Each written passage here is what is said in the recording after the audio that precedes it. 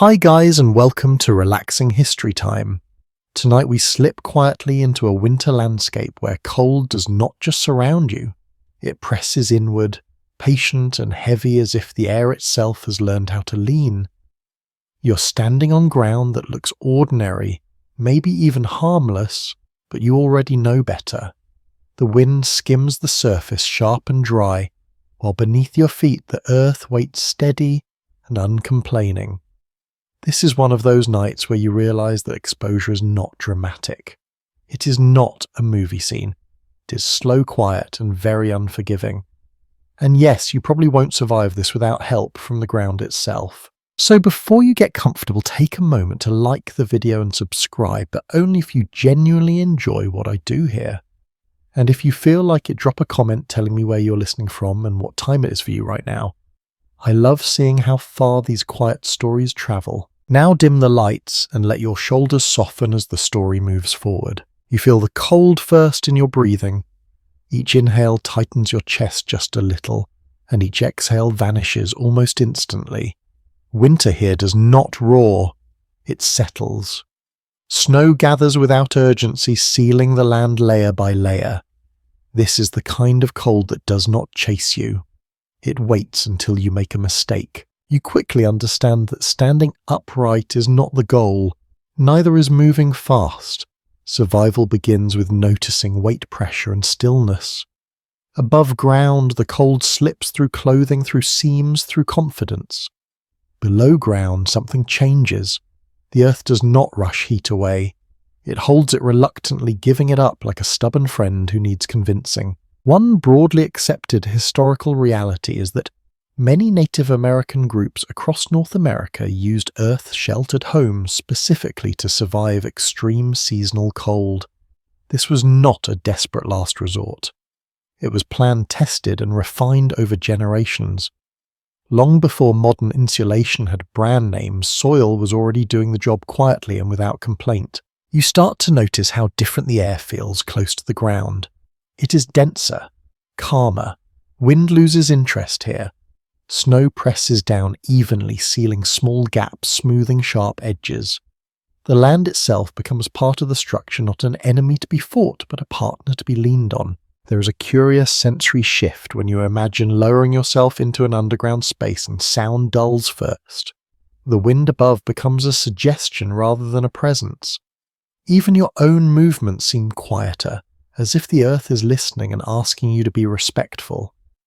Many people describe this sensation as unsettling at first, but those who live this way learn to read it as safety. An intriguing and less talked about detail is that some underground homes were noticeably warmer during the coldest nights than they were during mild winter days.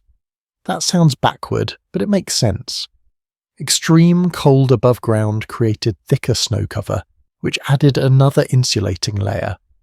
In a strange way, the worst weather sometimes made the shelter more effective. Scholars still debate whether early underground housing developed primarily from environmental necessity or from long-standing cultural relationships with the land. Some argue that practicality came first, followed by spiritual meaning. Others suggest the opposite, that worldview shaped architecture from the beginning. The truth likely sits somewhere in between, quiet and layered, much like the homes themselves. You imagine kneeling now, brushing snow aside of hands already numbing. Digging is not frantic, it is measured. Earth removed slowly, placed carefully nearby, knowing it will be needed again. Every movement conserves energy.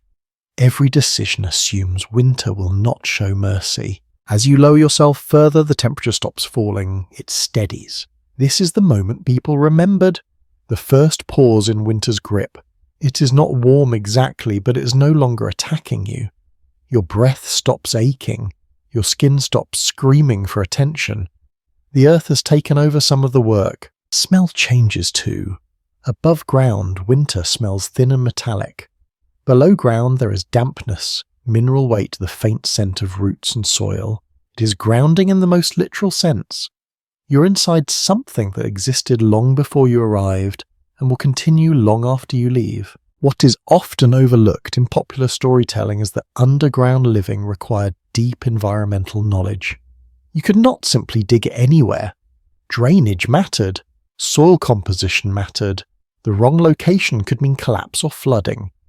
People knew where water moved underground, where frost reached deepest, where the land stayed stable even when everything else felt hostile. There is also a social dimension you begin to sense. Underground homes were rarely solitary. Warmth multiplies with bodies. Shared breath raises temperature. Shared routines build rhythm. Silence is not emptiness here. It is cooperation. You settle in your imagination listening to nothing dramatic happen. That is the point. Survival in winter is not about heroics. It is about removing danger until time can pass without incident. Underground time behaves differently. Hours blur, night and day lose their sharp edges. You rest when your body asks. You wake when it needs adjusting. There is a gentle irony here. The same earth that can freeze crops and harden soil into something unworkable becomes just a few feet lower a shield. Cold above, protection below. It is a reminder that nature is rarely one thing at a time. As your breathing slows, you realize that winter does not feel personal down here. It is no longer pressing against your skin. It is simply happening elsewhere. You're aware of it without being exposed to it. That separation is everything. You stay with that sensation for a while. Weight overhead, calm air, the knowledge that this choice made centuries before you imagined. It has already saved countless lives. Not with noise or drama, but with quiet physics and patient understanding. And as the earth settles around you, the story continues forward deeper into how these underground spaces were shaped, used, and remembered. You do not rush the digging. That is the first lesson the cold teaches you. Speed burns energy, and energy is something winter steals quietly. So you work with patience, letting your body find a rhythm that can last. Hands move, earth yields, breath fogs, then slows. What begins as an act of survival gradually becomes a method, almost a conversation between you and the ground. The surface soil comes away first brittle and resistant, shaped by frost and wind. It cracks more than it lifts. Below that, the earth softens.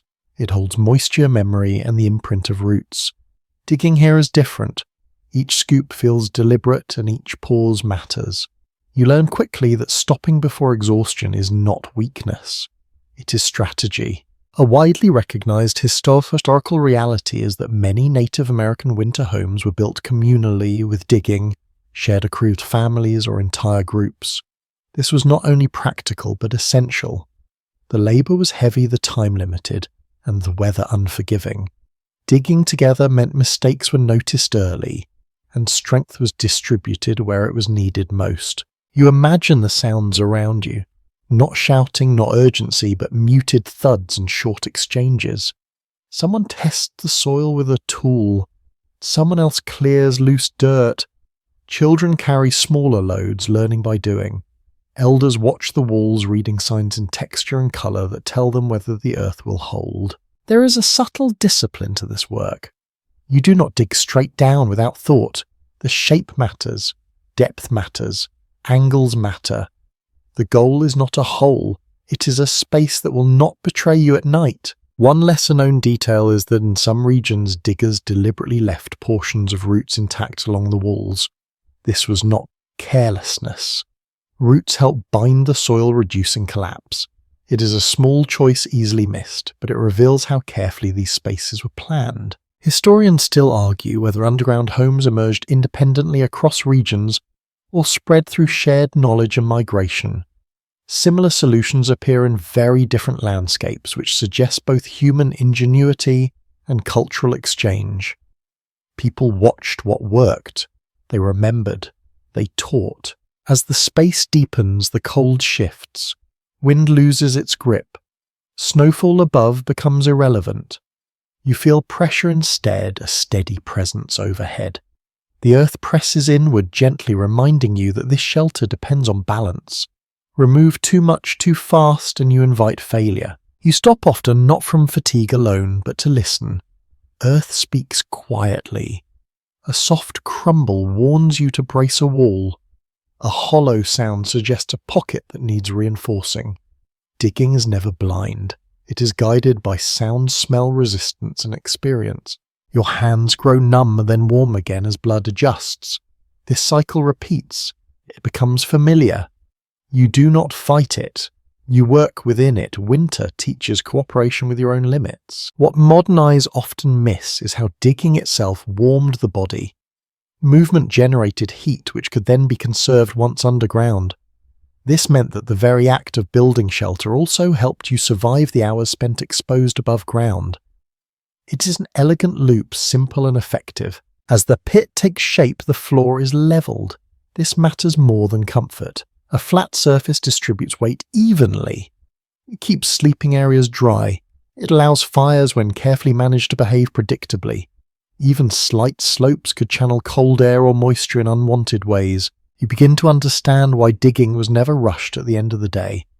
Darkness complicates judgment. Mistakes made late are harder to fix and more dangerous to leave overnight.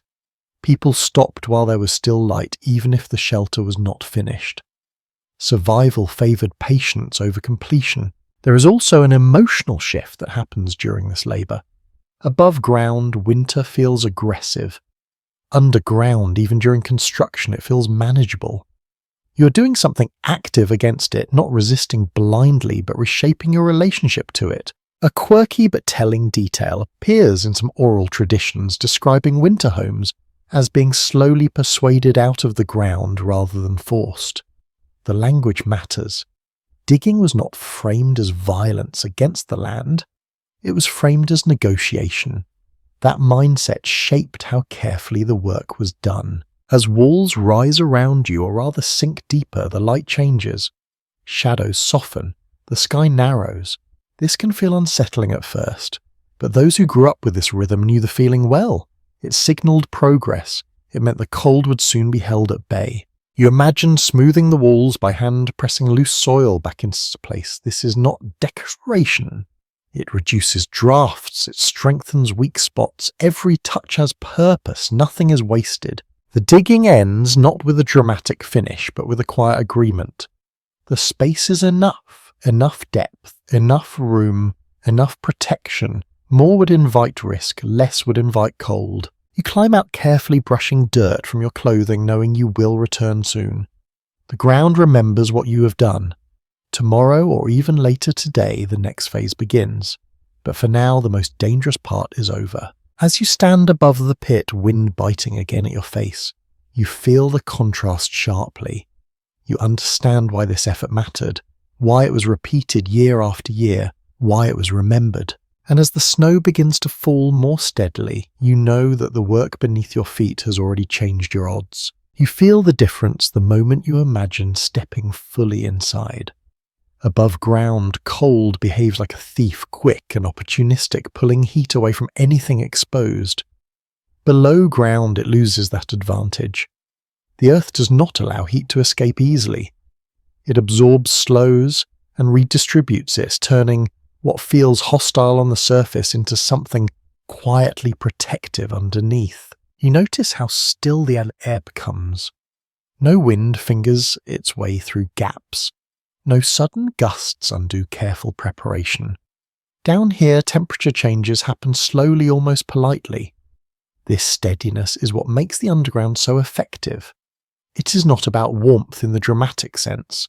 It is about refusing to let warmth leave too quickly. One well-established historical fact is that soil temperature remains far more stable than air temperature during winter months.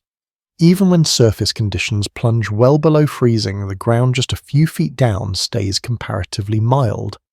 This natural thermal mass acted as insulation long before anyone used the word.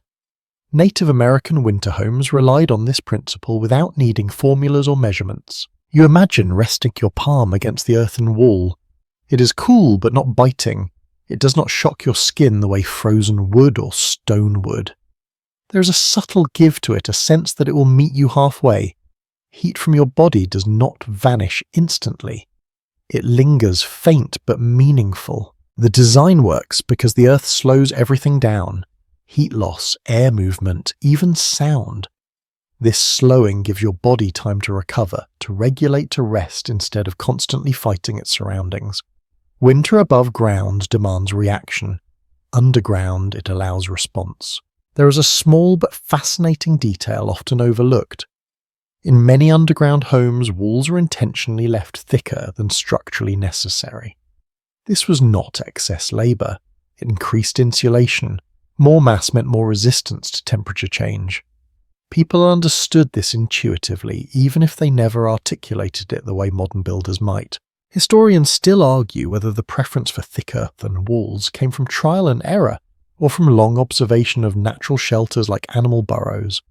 Watching how animals survived winter likely influenced human choices. Nature was a teacher that did not lecture, only demonstrated. You settle lower. Imagining the roof above you, layered with beams, brush sod, and eventually snow. Each layer adds resistance. Each one slows heat loss further. Snow, usually a threat, becomes an ally here. Trapped air within it creates additional insulation. The colder it gets outside, the more effective this system can become. It feels almost counterintuitive. Extreme winter improving shelter performance. But those who lived this way noticed it. Oral accounts sometimes describe the coldest nights as strangely comfortable compared to early winter when snow cover was thin. It is one of those truths that only appears when you live through it repeatedly. Spell becomes a quiet companion. Earth holds scent gently. Smoke from a fire, when managed correctly, does not linger harshly. It softens, disperses. You learn to read air quality by subtle changes. A heaviness that suggests adjustment is needed. A clarity that signals balance. There is also a psychological comfort that comes from this kind of insulation. You are not exposed. You are enclosed. The boundary between you and the elements feels solid, trustworthy. This matters more than people often admit. Fear drains energy. Calm preserves it. A quirky observation appears in some historical accounts describing how people would test insulation effectiveness by placing small objects near the walls overnight and noting frost patterns. No frost meant success. Frost meant adjustment. Simple methods, careful observation, reliable results. You realize that underground insulation is not passive, it requires cooperation. Bodies generate heat, fires add controlled warmth, bedding traps air, walls hold everything in place. It is a system where each part depends on the others. Remove one element and the balance shifts. What often surprises modern readers is how little fuel was needed to maintain livable temperatures underground. Fires did not need to roar. A steady low burn was enough. Heat stayed where it was produced instead of racing away. This reduced the constant labour of gathering wood during the harshest months. You picture the contrast vividly. Above ground, flames fight cold and lose quickly. Below ground, flames work quietly, efficiently, almost lazily. They are supported rather than challenged. The earth itself plays a role in regulating moisture. While not perfect, underground spaces often stayed drier than poorly built surface shelters. Soil absorbed and redistributed moisture slowly. Condensation behaved differently.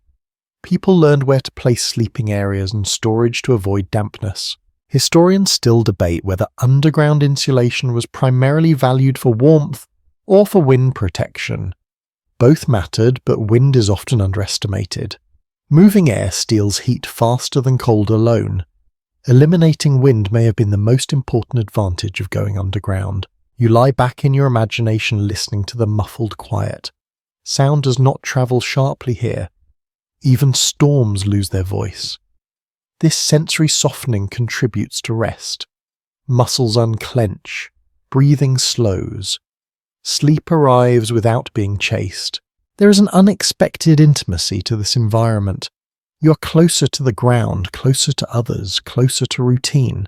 Space is efficient, not expansive. Every movement has intention. This simplicity reduces friction. Less space to heat, less space to manage. You think about how this knowledge passed down, not through written plans, but through lived experience. Children grew up feeling the difference between good insulation and bad. They internalized it without needing explanation. Comfort became a lesson. As winter deepens above, you barely notice. Underground days blur into a steady rhythm of warmth maintained and danger held at a distance. The Earth does not promise luxury, it promises consistency. In winter, that is everything. And as the insulation proves itself night after night, you begin to understand why people trusted soil more than timber, depth, more than height and winds, more than force. The ground is not just beneath you, it is working with you. You learn quickly that not all ground is willing. Some places look inviting from a distance but betray you the moment you test them. The surface may appear solid, even welcoming, but a few inches down it tells a different story. Too sandy and it slides back into itself. Too clay-heavy and it traps moisture, turning winter shelter into a slow-soaked misery. Choosing where to dig becomes just as important as how. You imagine standing quietly letting others move around you while you study the land. This pause is not hesitation, it is evaluation. You look for subtle signs, slight rises where water drains away instead of pooling, vegetation that suggests stable soil rather than loose fill, ground that feels firm underfoot but not brittle. These details matter more than speed or strength. It's widely understood among archaeologists that winter dwellings were rarely placed randomly. Locations were selected with careful attention to slope runoff and prevailing winds. Even a gentle incline could protect an entrance from drifting snow or channel meltwater away once spring arrived. These decisions were based on observation repeated over lifetimes. You notice how entrances are often positioned away from direct wind exposure. Wind does more than chill. It carries snow forces drafts and amplifies heat loss. Turning an entrance slightly, even just a few degrees, can dramatically reduce how much cold air slips inside. This kind of adjustment costs nothing but attention. There is a particular quiet confidence in knowing where not to dig. Avoiding low ground is instinctive. Valleys collect cold air like water. At night, heavier cold settles downward, pooling where escape is slow. Digging there would invite the worst of winter to gather right above your shelter. Higher ground breathes better. One surprisingly specific detail appears in several regional traditions. People tested soil by squeezing it in their hands. If it held shape without oozing water or crumbling apart, it was considered promising. This simple test offered immediate feedback and guided decisions that could mean the difference between comfort and collapse. Some researchers continue to disagree on whether spiritual beliefs influence site selection as much as environmental logic. In certain cultures, proximity to ancestral ground or sacred features mattered deeply. Others seem to prioritize drainage and stability above all else. In practice, these concerns often overlapped rather than competed. You picture elders pointing out spots that worked well in past winters. Memory lives in landscapes when people return to them repeatedly. A place that held firm once is trusted again. A place that flooded is avoided quietly without needing explanation. Sound plays a role here too. Stamping on the ground produces different tones. A hollow echo suggests voids or instability. A dull thud signals density. These cues guide placement long before digging begins. Listening becomes a tool. You begin to appreciate how entrances are planned before excavation even starts. They are not afterthoughts. A poorly placed entrance can undo all other careful choices. It must allow access without becoming a funnel for snow or cold air. Sometimes it slopes downward, forcing cold air to settle away from living space. Sometimes it bends slightly, breaking direct drafts. What feels clever from a modern perspective was simply common sense refined through experience. People noticed what made nights quieter, warmer, safer. They repeated those patterns. Over time, wisdom settled into habit. Another overlooked consideration is sunlight. Even in winter, brief sun exposure can matter. South-facing entrances where feasible catch light and warmth during the coldest months. That small gain adds up across weeks. It also helps melt snow near access points, reducing labour. The soil itself offers clues through smell. Damp earth carries a heavier scent. Dry, stable ground smells faint and mineral. These differences guide hands as much as eyes. Digging is sensory work long before it is structural. There is also a social dimension to site choice. Proximity to other winter homes matters. Too close and shared ground weakens. Too far and cooperation becomes harder. Communities balance privacy with accessibility. Warmth multiplies when help is nearby. Scholarly disagreement persists around how permanent these site choices were. Some evidence suggests repeated use of the same locations year after year. Other findings point to more flexible patterns, shifting slightly to accommodate changing conditions.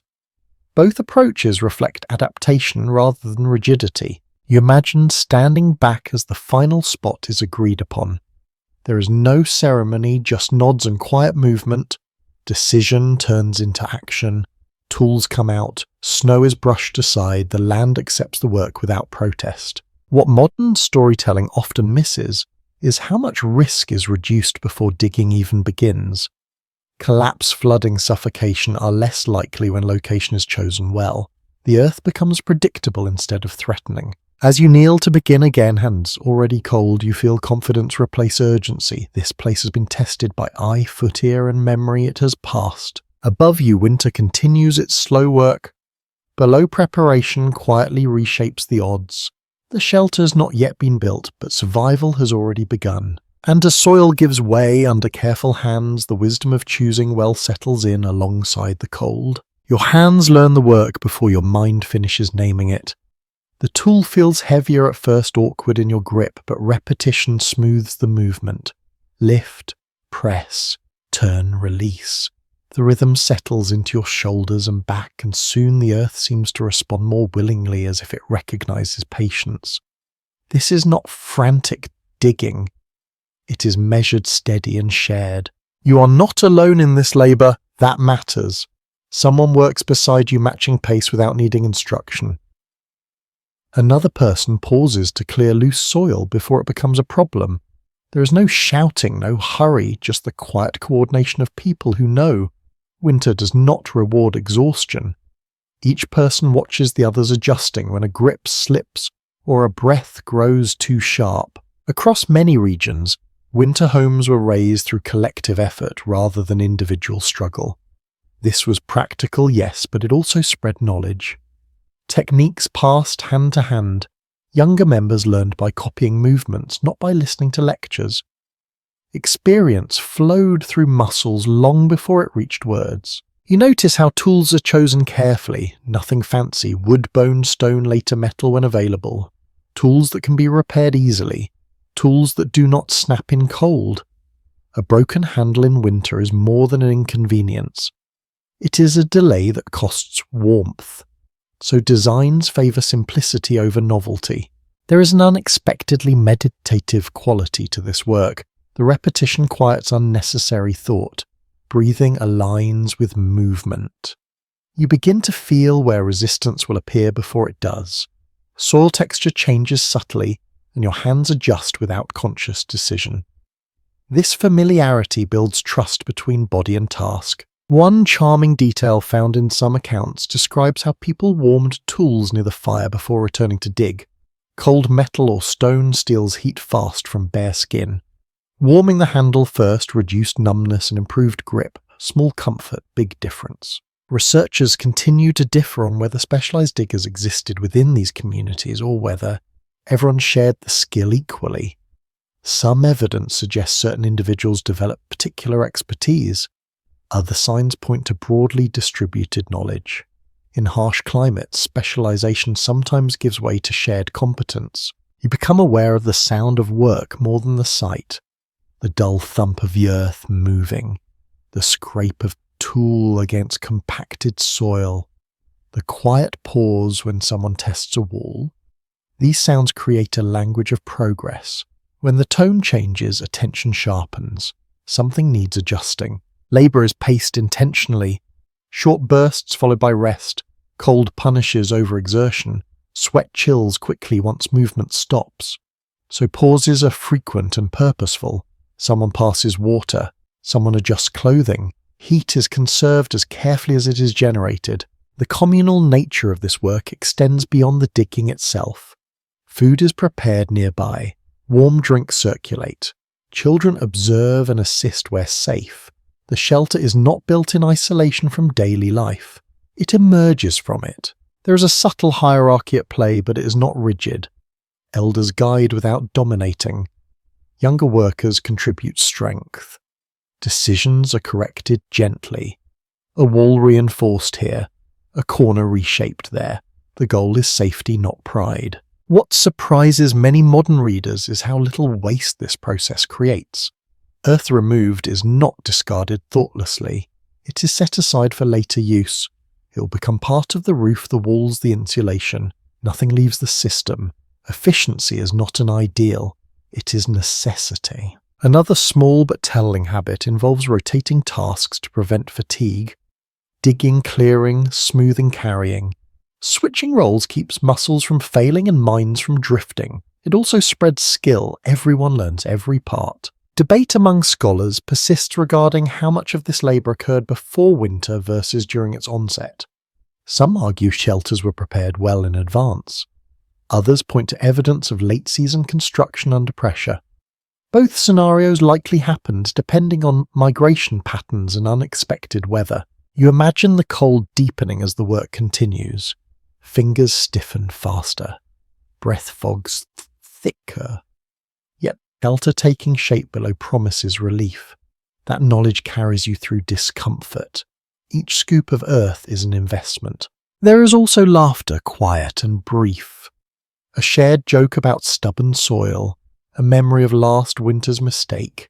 Humour here is not distraction, it is release. It keeps tension from accumulating the way cold does. The tools themselves tell stories. Worn handles shaped by repeated use.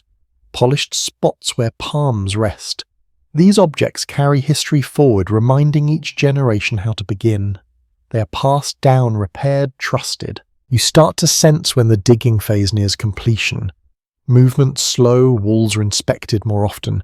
Floors are levelled with extra care. The urgency shifts from removal to refinement.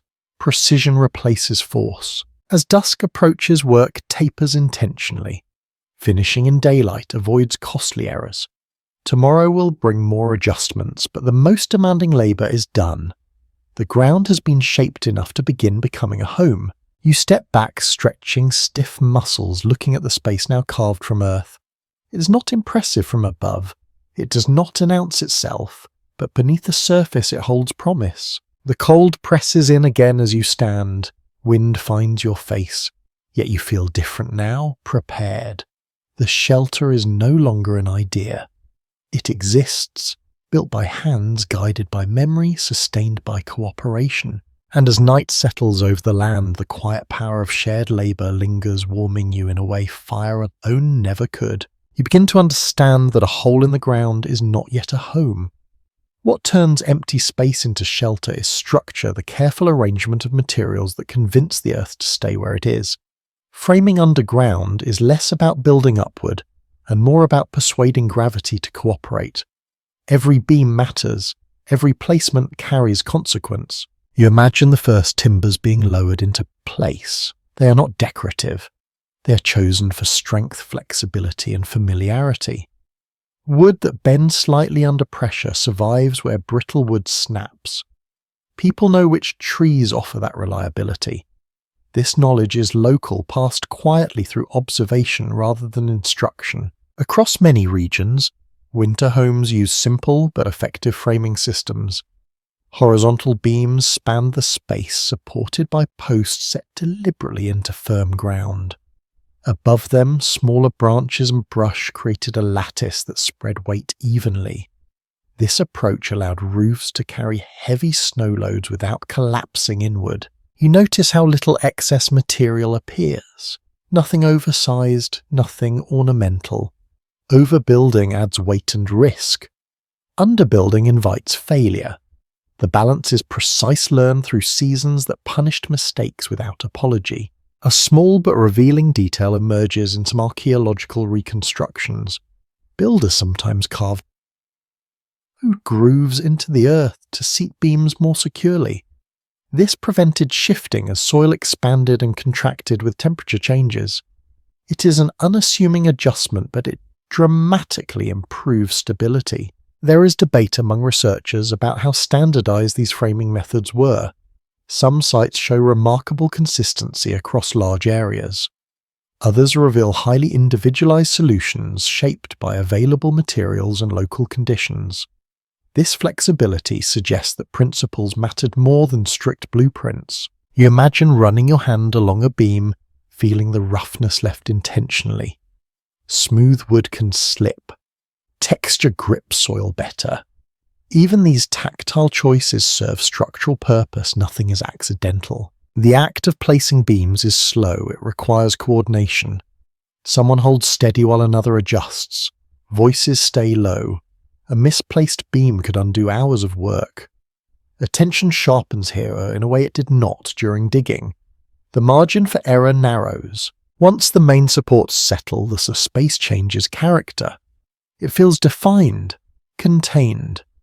The ceiling line establishes boundaries. You can picture where people will sleep, where fire will rest, where movement will be easiest. Structure shapes behavior before anyone moves in. You notice how the roof layers build gradually. First the beams, then branches laid crosswise, then grasses, sod and packed earth. Each layer serves a role. Branches distribute warmth, vegetation traps air, soil seals everything together.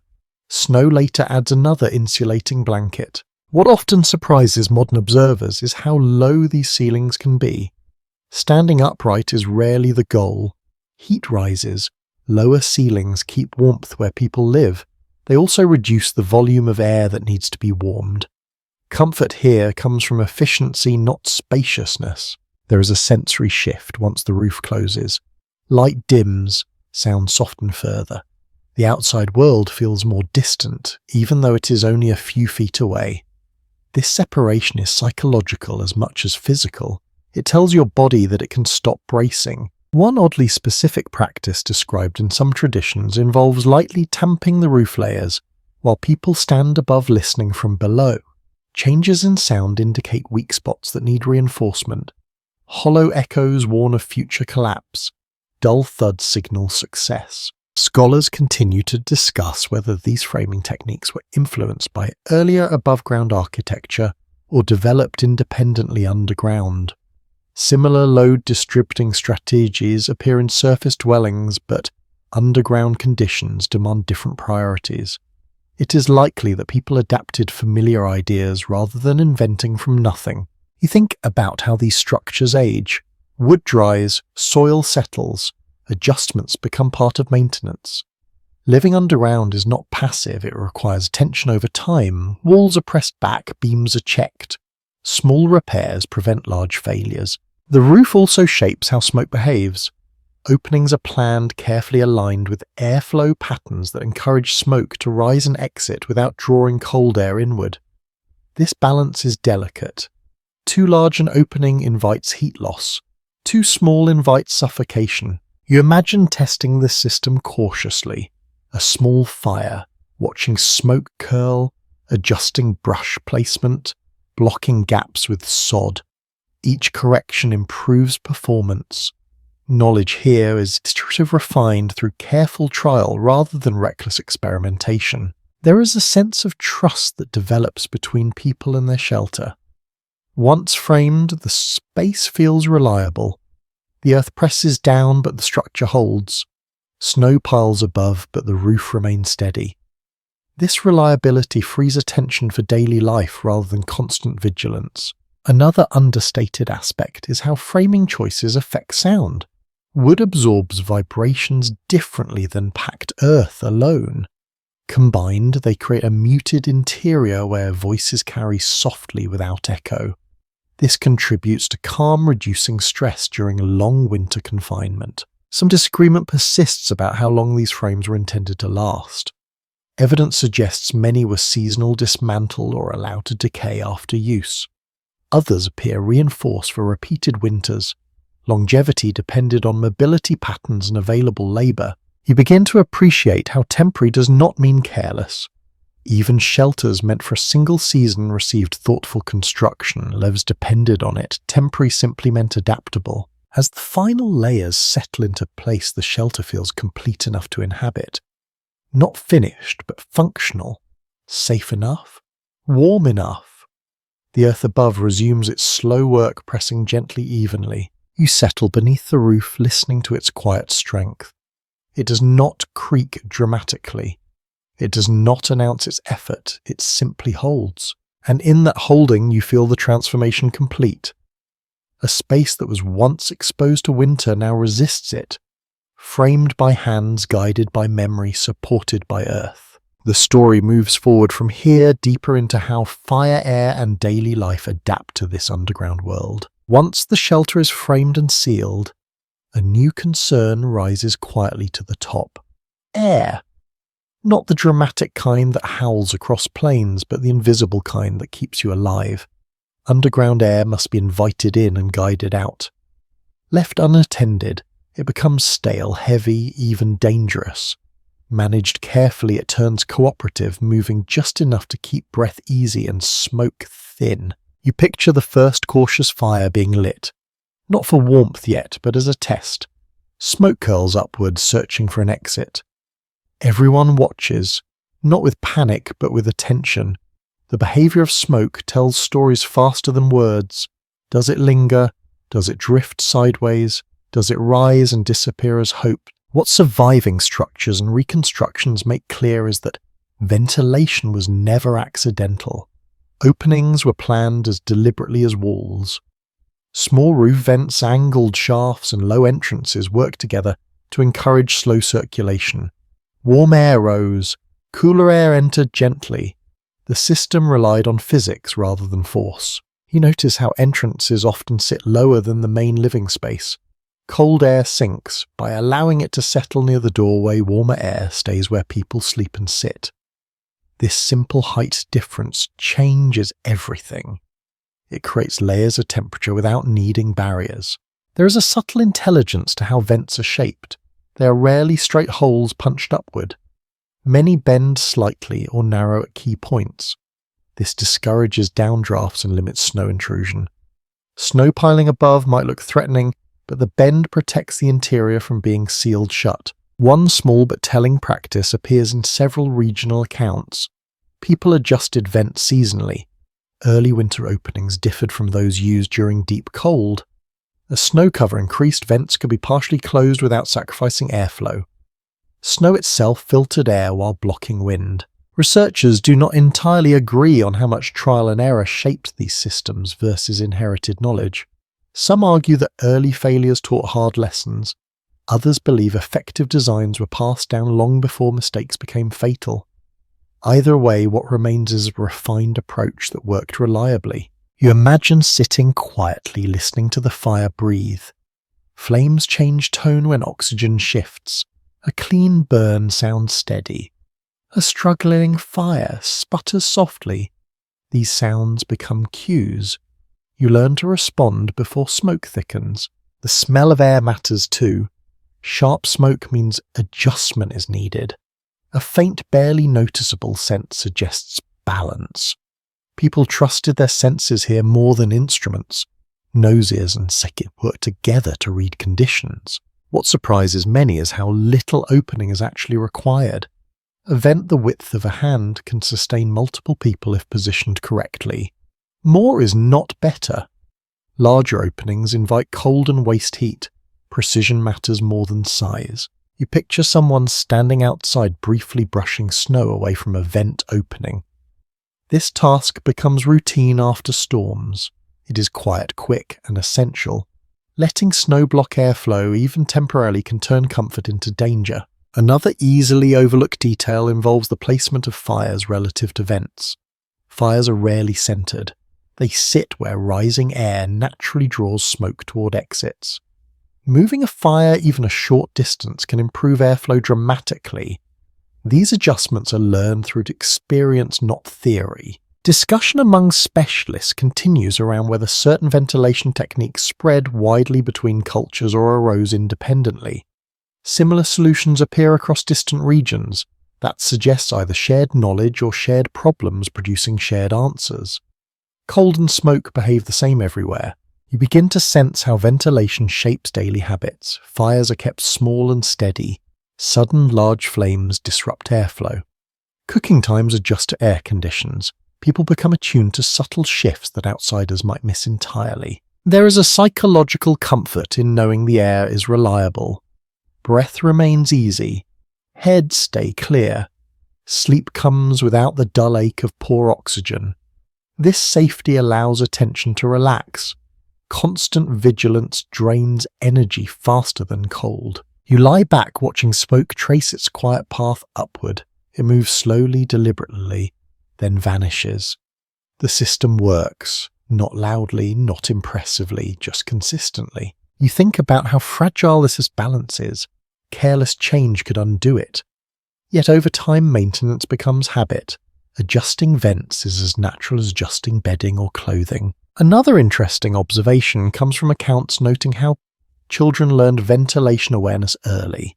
They were taught to notice smoke behaviour not as a lesson, but as part of living. This knowledge embedded itself long before adulthood. As winter deepens, air management becomes even more important. With doors opening less often and people spending more time inside, circulation must remain steady. Small daily checks prevent larger problems. You appreciate how this invisible system supports everything else. Warmth, safety, rest. None of it works without air moving just enough and no more.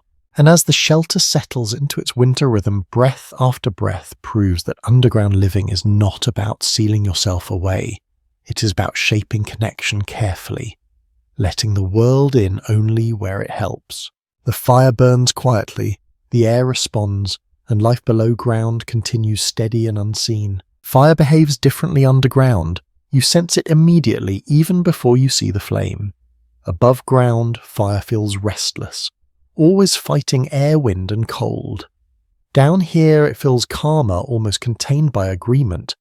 The space limits its reach, and in return, the fire offers steadiness rather than spectacle. You crouch close, careful, but unafraid.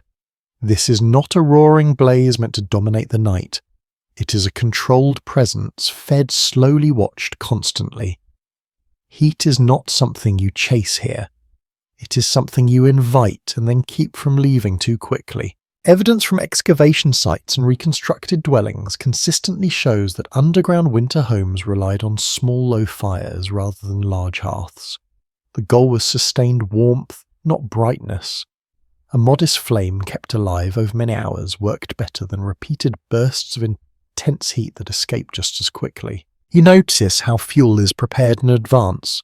Wood is split smaller than you might expect. Thin pieces catch easily and burn predictably.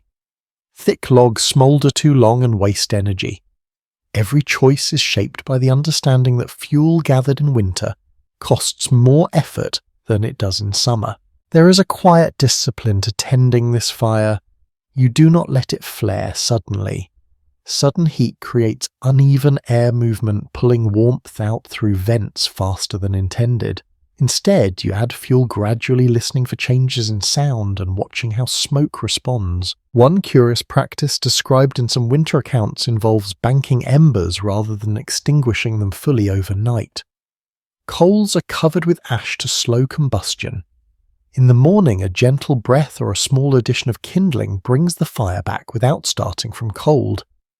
This saves both time and energy. Researchers remain divided on how frequently fires were allowed to go out completely during the coldest months. Some argue embers were kept alive for weeks at a time. Others suggest periodic extinguishing to reduce smoke buildup. Conditions likely dictated the choice more than tradition. You feel how the fire warms objects indirectly. Walls absorb heat slowly. Bedding traps it. Even the air itself seems thicker, less eager to carry warmth away. This layered effect makes small fires surprisingly effective. Heat spreads quietly rather than radiating aggressively. You become aware of where you sit relative to the flame. Too close and you overheat while the rest of the space stays cool. Too far and warmth takes longer to reach you. People learn these distances instinctively. Spots become known. favoured places remembered. There is also an awareness of safety that never leaves. Fire underground demands respect, sparks are unwelcome, open flames are kept low. Materials nearby are chosen for how they behave under heat. Earth walls help here. They do not catch or spread flame, they simply absorb. A small but telling detail appears in some oral traditions describing how children were taught to watch fire shadows rather than flames themselves. Shadows on walls reveal flicker patterns that indicate airflow changes. A steady shadow means balance. A dancing one signals adjustment is needed. You listen to the fire as much as you watch it. A gentle crackle suggests healthy combustion. A hiss warns of damp fuel. Silence tells you embers are settling. Sound becomes another layer of information guiding action. What often surprises modern readers is how fire use changes daily schedules. Cooking, warming and resting are coordinated to minimize heat loss. Doors open briefly. Tasks cluster around times when the fire is already active. Efficiency is not rushed, it is planned. Academic discussion continues around whether underground fires influence long-term respiratory health. Some argue smoke exposure posed risks. Others point to effective ventilation and low fire intensity mitigating those dangers. The truth likely varies by design discipline and environment. You imagine settling down as night deepens.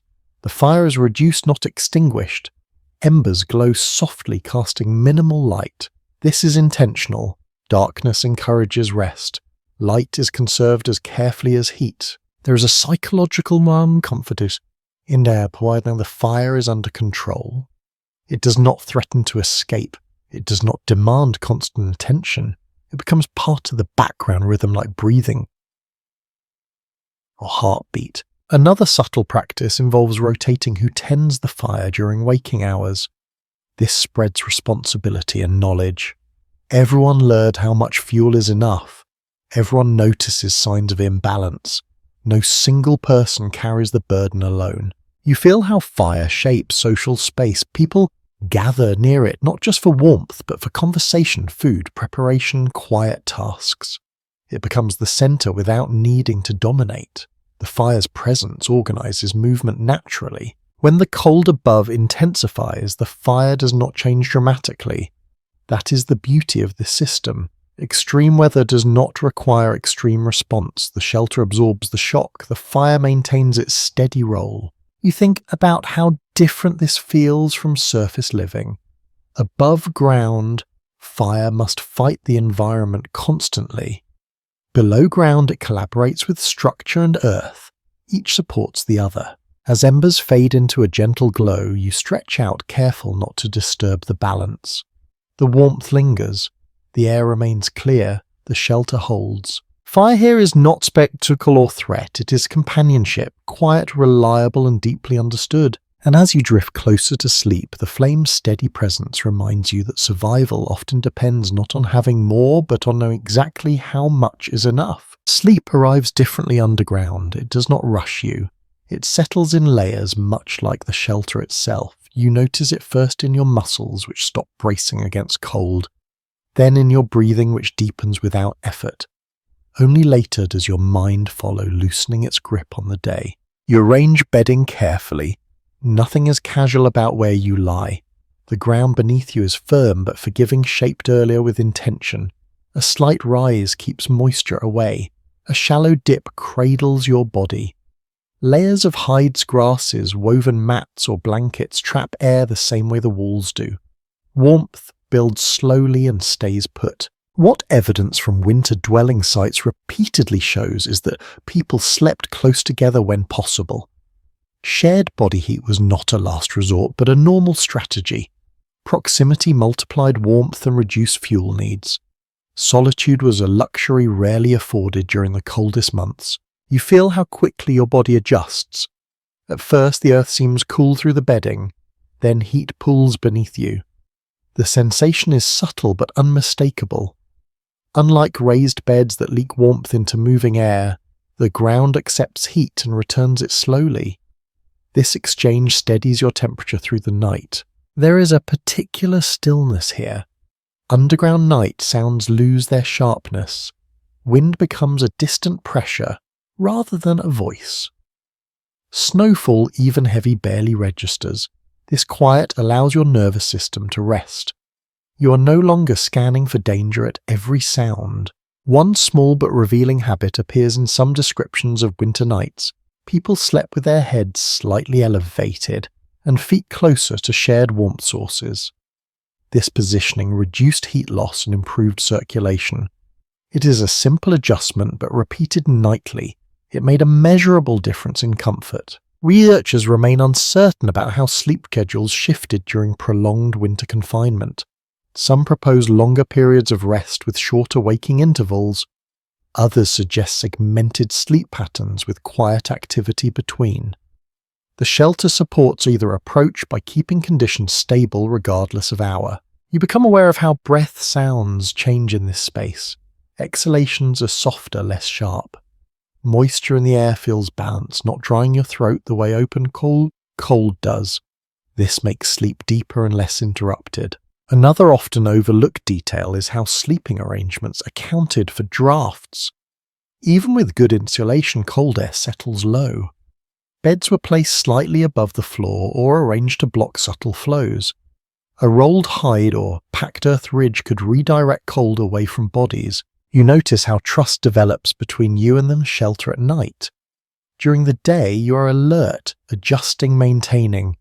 At night, you surrender some control. The structure holds, the earth insulates, the fire reduced to embers continues its quiet work. Discussion continues among specialists about whether underground sleeping reduced illness rates compared to surface shelters. Some evidence suggests improved protection from wind and exposure. Other findings point to challenges with air quality if maintenance slipped. As with many things here, success depended on attentiveness. You drift in and out of light sleep at first. Dreams come slowly. Your body is learning the rhythm of this place. Once settled, sleep deepens. There are fewer startle responses, less waking from cold shock. Rest becomes restorative rather than merely unconscious. There is an intimacy to sleeping underground that modern spaces rarely offer. You're aware of others breathing nearby, of small movements, of shared warmth. This closeness can feel comforting or challenging, depending on temperament, but in winter it is protective. A quietly clever practice noted in some traditions involves rotating sleeping positions over the course of winter. People shift places periodically to distribute wear on bedding and equalize comfort. This also prevents any one spot from becoming damp or compressed. You think about how children experience this environment. Sleep becomes a lesson in listening. They learn the shelter's sounds, the difference between settling earth and shifting bodies. Fear diminishes as familiarity grows. Night becomes predictable. You also sense how elders benefit from the steadiness. Cold is harder on aging bodies. Underground warmth reduces strain on joints and lungs. This allows knowledge keepers to remain active longer into winter, supporting the group beyond physical labor. Another point of quiet interest is how sleep timing aligns with fire management. People rest while embers glow strongest. Waking tasks cluster around moments when the fire needs attention. This reduces nighttime disturbance and keeps warmth consistent. You lie still, feeling the ground beneath you and the roof above.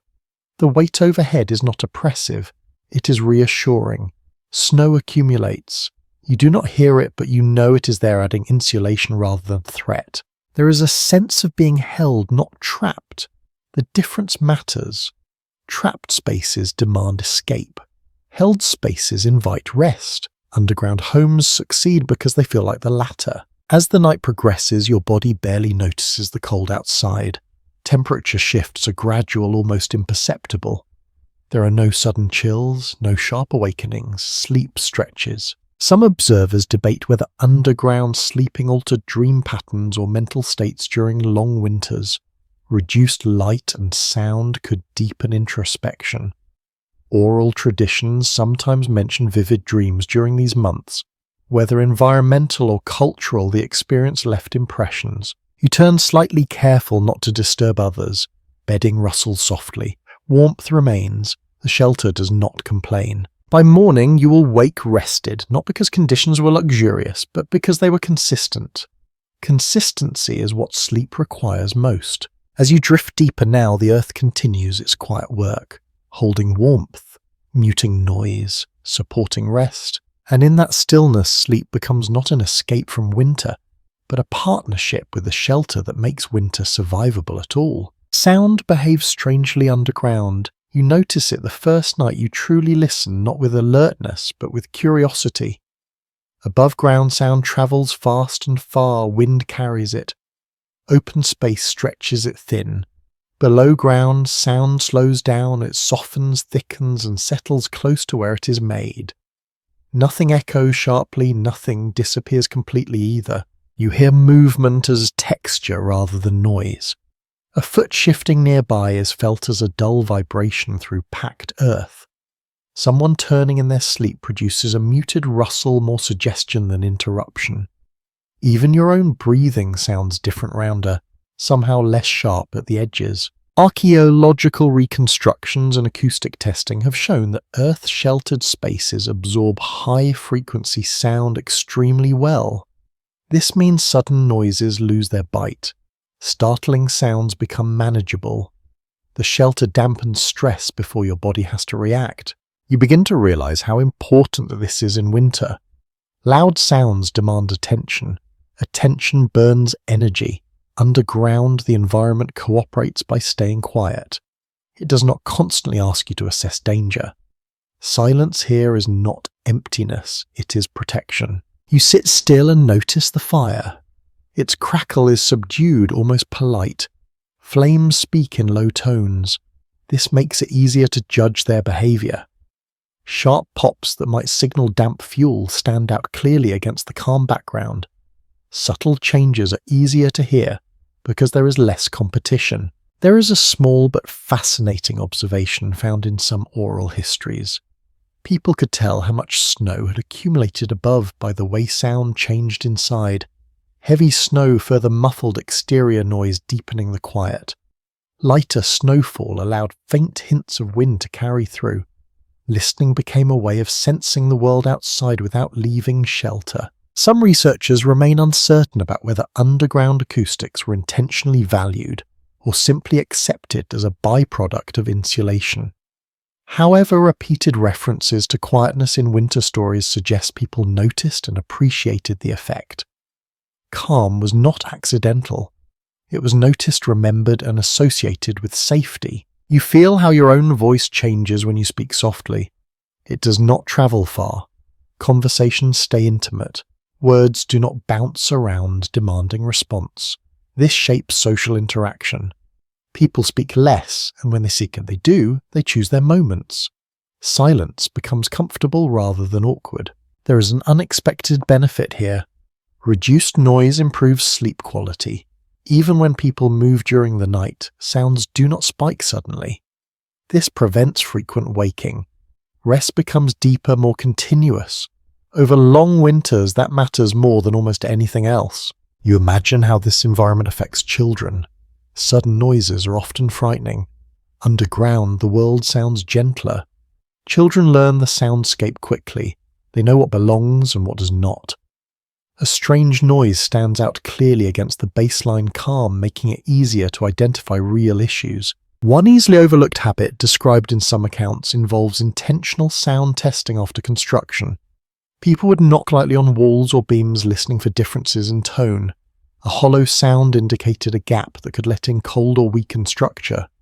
Sound was used as a diagnostic tool. Interpretation among scholars varies on whether these acoustic qualities influence storytelling or ritual behavior during winter. Some suggest quieter environments encourage narration, reflection, and oral teaching. Others argue practicality dominated and any cultural effects were secondary. Either way, winter nights underground were well suited to listening. You notice how storms lose their drama here. Above ground, wind howls and rattles. Underground, it becomes a distant pressure. You know it is happening, but it does not intrude. This separation reduces anxiety. You're aware without being involved. There is also safety in being able to hear what matters. Footsteps near the entrance sound distinct. Animals moving nearby register as low vibrations. These cues provide information without alarm. You're informed, not startled. You lie back and let the quiet surround you. It is not absolute silence, it is a layered hush. Breath, fire, occasional movement. The shelter filters the world down to essentials. Another point worth noticing is how tools sound when used underground. Scraping, tapping, smoothing all produce distinct tones that guide work. People learn to trust these sounds. When something feels wrong, it often sounds wrong first. Discussions continue about whether long-term exposure to such environments affected hearing sensitivity. Some suggest people became more attuned to subtle sounds. Others argue adaptation was psychological rather than physiological. Regardless, attention sharpened in ways that serve survival. You feel your own senses adjusting. At first, the quiet feels unfamiliar. Then it becomes comforting. Loudness now feels unnecessary, even rude. Your body relaxes into the soundscape, or rather the lack of it. You understand now why above-ground life in winter feels exhausting by comparison. Constant noise, constant motion, underground stillness becomes the default. Energy is conserved not just physically but mentally. As the night deepens, sound continues its slow work, holding you, informing you, reassuring you that nothing urgent is happening. You drift closer to sleep, confident that if something does change, you will hear it clearly. Until then, the earth keeps the volume low. And in that gentle quiet, you realize that survival is not always about being alert. Sometimes it is about creating conditions where alertness is rarely required. The shelter listens with you. The ground absorbs excess. Winter rages somewhere above, but down here sound tells a different story, one of calm continuity and time passing safely. Daily life underground does not announce itself with schedules or bells. It unfolds quietly, shaped by light hunger, warmth, and habit rather than clocks. You wake when your body has had enough rest. You move when there is something to do. Time stretches and compresses without apology, and you stop arguing with it. Morning is suggested rather than declared. Light seeps in faintly through the entrance, filtered by snow and angled earth. It is never bright, but it is enough. You sit up slowly, letting circulation return to hands and feet. The shelter has held its temperature well through the night. That small success sets the tone for everything that follows. What the physical remains of winter dwellings repeatedly demonstrate is that underground homes were active spaces, not places of hibernation. Cooking, tool repair, clothing maintenance, food preparation, teaching, and storytelling all continued here. Life did not pause for winter, it simply changed pace and location. You begin with simple tasks. Bedding is shaken lightly to release moisture. Fire is checked and encouraged back to life. Someone prepares warm food or drink. These actions are unhurried but purposeful. Each one contributes to comfort and safety later. The air carries familiar smells now. Smoke, earth, food. These scents blend into something that signals home rather than confinement. Smell becomes reassuring. Sudden changes are noticed immediately, prompting investigation before problems grow. One small but revealing routine described in some winter accounts involves daily wall inspection. Hands press against earth's surfaces, smoothing where needed, pushing back any soil that has loosened overnight. This keeps drafts from forming and prevents minor shifts from becoming structural issues. Maintenance is woven into daily movement rather than treated as a separate chore. You notice how space is used efficiently. Objects have places. Tools are stored where they can be reached easily but not tripped over. Food sits where temperature is most stable. Sleeping areas remain undisturbed during the day. Order reduces accidents in low light. There is no single person in charge of everything. Responsibility circulates. Someone tends the fire while another prepares food. Someone else repairs a torn garment. Knowledge flows freely because survival depends on shared competence. Interpretations differ among researchers about how rigid these daily routines were. Some suggest structured patterns guided by elders. Others propose flexible systems adapting to immediate needs. Both views likely capture part of the truth. Consistency existed, but it allowed variation. You feel how sound and movement stay subdued. Sudden gestures are rare. People conserve energy instinctively. Even conversation happens at a measured pace. Words are chosen carefully, and silence is not filled out of discomfort but respected as part of the environment. Children move differently here too. They learn where it is safe to step, how to avoid disturbing stored goods, when to be still. Underground living teaches spatial awareness early. Mistakes are corrected gently because patience costs less than anger. Another easily missed detail appears in descriptions of winter routines. Activities are often clustered. Food preparation happens when the fire is already active. Repairs are done while hands are warm. This reduces fuel use and keeps heat where it is needed most. You notice how light governs tasks. Fine work waits for the brightest part of the day. Coarser tasks fill darker hours. Artificial light is used sparingly. Flame produces both light and heat, but too much light wastes fuel. Balance is everything. There is a rhythm to eating as well. Warm meals are timed to coincide with rest periods. Digestion generates heat. Eating before sleep helps maintain body temperature overnight. This is not indulgence. It is thermodynamics applied through habit. Debate continues about whether underground living increased social cohesion or intensified tension during long winters. Confined spaces can amplify emotions, yet many accounts emphasize cooperation humor and storytelling as tools for maintaining harmony. Shared survival encourages shared patience. You picture people sitting close together working quietly, hands busy, minds relaxed. Stories emerge, naturally not performed but remembered.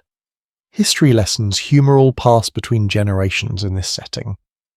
Winter becomes a season of transmission. Another interesting observation from some oral traditions notes that people often rearranged interior spaces slightly over the winter. Small changes refreshed the environment and prevented stagnation. A sleeping area shifts. A tool rack moves. Change without disruption. You feel how the underground setting encourages mindfulness. Every action has consequence. Carelessness shows quickly. Awareness sharpens, but without stress. This attentiveness becomes second nature. As days pass, the shelter becomes familiar in every detail. You know which spot stays warmest, where sound carries best, where drafts might form if ignored. The space becomes an extension of the group rather than a separate object. Outside winter continues its slow work. Storms come and go, snow deepens, but inside daily life remains steady. Predictability replaces anxiety, routine becomes comfort. You realize that this constancy is what allows people to endure. Not bravado, not endurance for its own sake, just systems that work and habits that support them. As evening approaches, tasks wind down naturally. Fire is adjusted, food is shared, tools are put away, the day closes without ceremony. Underground daily life does not feel small, it feels focused. Stripped of excess, what remains is enough. And as you settle again toward rest, you sense how this rhythm repeated across generations turned Earth into home and winter into something survivable, even teachable. Food changes meaning underground. It is no longer just nourishment. It becomes planning made visible proof that someone thought ahead when the weather was kinder. You feel this the moment you notice where food is kept not piled carelessly but arranged with a quiet logic in the coolest, darkest parts of the shelter. You move carefully toward a low recess where the air feels heavier and steadier. This is not accidental. Darkness slows spoilage. Cold when controlled preserves rather than destroys. Underground spaces offer both without demanding ice or constant attention. The Earth does most of the work as long as you respect its limits. What long-studied sites make plain is that many winter homes incorporated dedicated storage areas, sometimes dug slightly deeper than living spaces. These acted like natural cold rooms. Roots, dried meats, seeds, and preserved fats lasted longer here than they would have above ground, shielded from freeze-thaw cycles that ruin texture and taste. You notice containers made from what is available, baskets lined with hides, clay vessels sealed carefully, wooden boxes elevated just enough to avoid moisture. Nothing fancy. Everything chosen for how it behaves in cold and darkness. Lids fit snugly but never airtight. Food needs to breathe just a little. Smell becomes a guide. Properly stored food carries a muted, reassuring scent. Sharp or sour notes trigger immediate response. Someone checks seals, someone adjusts placement. Spoilage is not ignored. In winter, mistakes cost more than hunger. They cost health. A small but intriguing habit shows up in several accounts describing how people mark storage areas subtly, not with labels, but with placement and memory. Certain foods always sat in the same spots. This reduced rummaging and heat loss. Familiarity replaced signage. There is no single pantry. Storage is distributed. Some food near the fire for daily use, some farther away for longevity. This reduces risk. If one area fails, not everything's lost. Redundancy is a quiet form of insurance. You become aware of how much food preparation happens before winter. Drying, smoking, fermenting, rendering fats. Underground storage works best when paired with preservation techniques. The shelter completes a process begun months earlier. Winter rewards foresight. Interpretation varies among specialists about how much underground storage influenced diet diversity during winter. Some argue it allowed greater variety than previously assumed. Others suggest diet still narrowed significantly. Evidence points to both. Availability depended on region, season, and success of preparation. You imagine checking stored food daily, not to consume but to observe. A hand tests firmness, a nose checks scent. Small adjustments are made, items are rotated.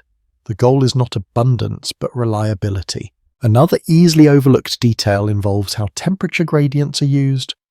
Items that tolerate colder conditions sit deeper. Those sensitive to freezing stay closer to living areas. People learned these tolerances through experience rather than charts. Knowledge lived in hands and taste. You feel how the darkness itself protects food. Light encourages decay. Darkness calms it. Underground, even brief exposure to light is controlled. Containers are opened quickly, closed carefully. Nothing lingers unnecessarily. There is also a social etiquette around stored food. Access is shared but mindful. No one takes more than needed. Winter storage represents collective effort. Waste is quietly unacceptable. This understanding keeps tension low and trust intact. One curious practice noted in some traditions involves storing small personal portions separately, often tied to bedding areas. These are not hoards. They are emergency reserves kept for illness or weakness. Their existence acknowledges vulnerability without undermining communal sharing. Scholarly discussion continues around whether underground storage reduced winter starvation rates significantly. Some data suggests improved outcomes. Other evidence shows that extreme winters still overwhelmed systems. Storage improved odds but did not guarantee survival. You notice how food storage shapes daily movement. Trips to the cooler areas are brief. People do not linger. Heat is conserved. Light use is minimized. Every visit is purposeful. Taste changes too. Cold stored food tastes different. Flavors deepen. Textures firm. Meals are simpler but satisfying. Warm broth made from stored ingredients carries comfort far beyond its calories. You think about how children learn this system. They are shown where food lives, but also when not to touch. Boundaries are taught gently. Respect for storage becomes respect for survival itself. Another subtle habit appears in some oral histories describing how people listened when opening containers. A faint release of pressure, a change in smell. Sound and scent together guide decisions. Senses work as a team. You appreciate how underground storage reduces anxiety. Knowing food is safe allows attention to shift elsewhere. Energy can be spent on maintenance teaching rest. Constant worry drains strength faster than cold. As winter deepens, stored food becomes a timeline. Early stores give way to later ones. Some items are saved for hardest days. Others are consumed steadily. Planning extends beyond a single meal. There is humility in this system. It assumes uncertainty. Not everything will last perfectly. Some loss is expected. Flexibility is built in. Adaptation matters more than perfection. You picture opening a container near the end of winter. Contents reduced but intact. Relief mixes with gratitude. Planning held. Effort paid off. Spring is closer now. Outside the land remains frozen. Inside, stored food bridges the gap. It turns waiting into living. As you close the container and return it to its place, you feel how darkness, earth, and patience have worked together. Food rests safely, not hidden but held. And in that quiet assurance, winter loosens its grip just a little, knowing that beneath the ground, preparation has already answered its challenge. Children and elders experience the underground world differently, yet both benefit from it in ways that become clear only over time. You notice this as the days pass. The shelter does not favour strength alone. It rewards steadiness, memory, and attentiveness. In winter, those qualities matter as much as muscle. Children move through the space with careful curiosity. At first, they test boundaries, learning where the ceiling dips, where the floor is uneven, where tools rest. Corrections are gentle. A hand redirects. A quiet word explains. Soon their movements become fluid. They know how to step without stirring dust, how to sit without blocking airflow, how to listen for changes that matter. What the accumulated evidence from long-used winter sites suggests is that underground homes served as learning environments as much as shelters. Skills that could not be practiced outdoors in deep cold were taught here instead. Tool repair, food preparation, storytelling, observation. Winter became a season for knowledge to deepen rather than stall. You watch elders settle into their roles naturally. They sit closer to the warmest parts of the shelter where joints ache less and breath comes easier. Underground warmth reduces strain on aging bodies. Cold air that would inflame lungs or stiffen hands is kept at a distance. This allows elders to remain present, contributing guidance, rather than retreating into fragility. There is a quiet respect in how space is arranged. Elders are not isolated, but they are protected. Bedding is thicker. Seating is placed where drafts rarely reach. These choices are not announced.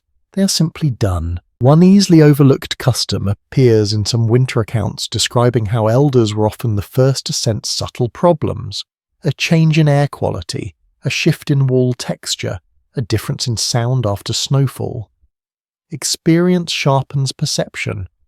Their warnings are heeded because they have proven reliable. Children absorb these lessons without formal instruction. They watch how elders listen, how they touch walls, how they respond calmly rather than urgently. This modelling teaches patience. It teaches that survival is not always about speed. There remains uncertainty among researchers about how much authority elders held during winter compared to other seasons. Some interpretations suggest winter increased their influence because physical labour mattered less. Others argue leadership remained consistent year-round. What seems clear is that winter elevated the value of memory and judgment. You notice how storytelling fills long evenings. Elders recount events not as entertainment alone, but as instruction disguised as narrative. Stories explain why certain places are avoided, why certain practices exist. Children listen more closely because there is little else to distract them. Sound and warmth shape these moments. Voices carry softly. Faces glow in firelight. Attention narrows. Lessons settle deeper when delivered this way. Winter storytelling becomes a form of preparation for future seasons. Children also benefit physically. Underground air is calmer. Wind-driven cold does not lash exposed skin. Illness spreads differently here. While close quarters pose risks, protection from extreme exposure offsets some dangers. Care arrives quickly when needed because everyone is nearby. A small but telling habit shows up in some descriptions of winter routines. Elders often slept closest to the fire or warmest wall while children slept between adults. This arrangement balanced heat distribution and safety. It also allowed adults to respond quickly if a child stirred or cried. You begin to see how winter reshapes family dynamics. Authority softens, cooperation strengthens, survival depends less on hierarchy and more on mutual attentiveness. Everyone watches everyone else. There is also emotional protection happening here. Long winters can weigh heavily on spirits. Underground shelter limits exposure not just to cold but to constant hardship reminders. Storms become distant. Darkness becomes predictable. This stability supports mental resilience. Some interpretations differ on whether confinement increased tension between generations. Close quarters can magnify irritation. Yet many accounts emphasize humour, patience, and ritual as tools for maintaining harmony. Winter forced people to practice coexistence. You notice how children adapt to lower light levels. Their eyes adjust. Their play becomes quieter, more imaginative. Games rely on storytelling rather than movement. Creativity shifts inward. Elders guide these transitions subtly. They suggest activities. They recall past winters. They remind everyone that this season ends even when it feels endless. Perspective becomes a gift only time can provide. Another interesting observation from oral histories notes that elders sometimes slept lightly waking often to check conditions. This vigilance protected the group without creating alarm. Others rested more deeply knowing someone watched quietly. You feel how trustful flows through these arrangements. Children trust adults to keep them warm and safe. Elders trust younger members to handle physical tasks. This balance reduces fear. Everyone knows their role matters. As days shorten further, the underground space becomes more than shelter. It becomes a classroom, a care centre, a memory archive. Knowledge that might be lost outdoors in noise and motion is preserved here. You think about how this shapes future winters. Children who grow up in these spaces become adults who understand them instinctively. They remember where elders sat, how problems were noticed early, how patience prevented disaster. When spring finally arrives, the underground home will be left behind. But the lessons learned inside do not vanish. They travel forward in habits, stories, and choices. And as you sit quietly now listening to the soft rhythm of shared breath and fire, you realize that winter survival is not only about enduring cold, it is about protecting the people who carry knowledge and the ones who will need it next. The earth shelters the both without preference, without noise, holding space for learning to continue even when the world outside pauses. As winter settles fully into place, you begin to sense that the underground home is more than a practical answer to cold. It carries meaning. Not spoken loudly, not explained outright, but felt in the way people move and behave inside it. The earth is not treated as an object here. It is treated as a presence. You notice this in small gestures. Hands brush the walls with familiarity rather than ownership. Tools are set down gently, not thrown. When repairs are made, they are done with care as if the shelter can feel rough handling.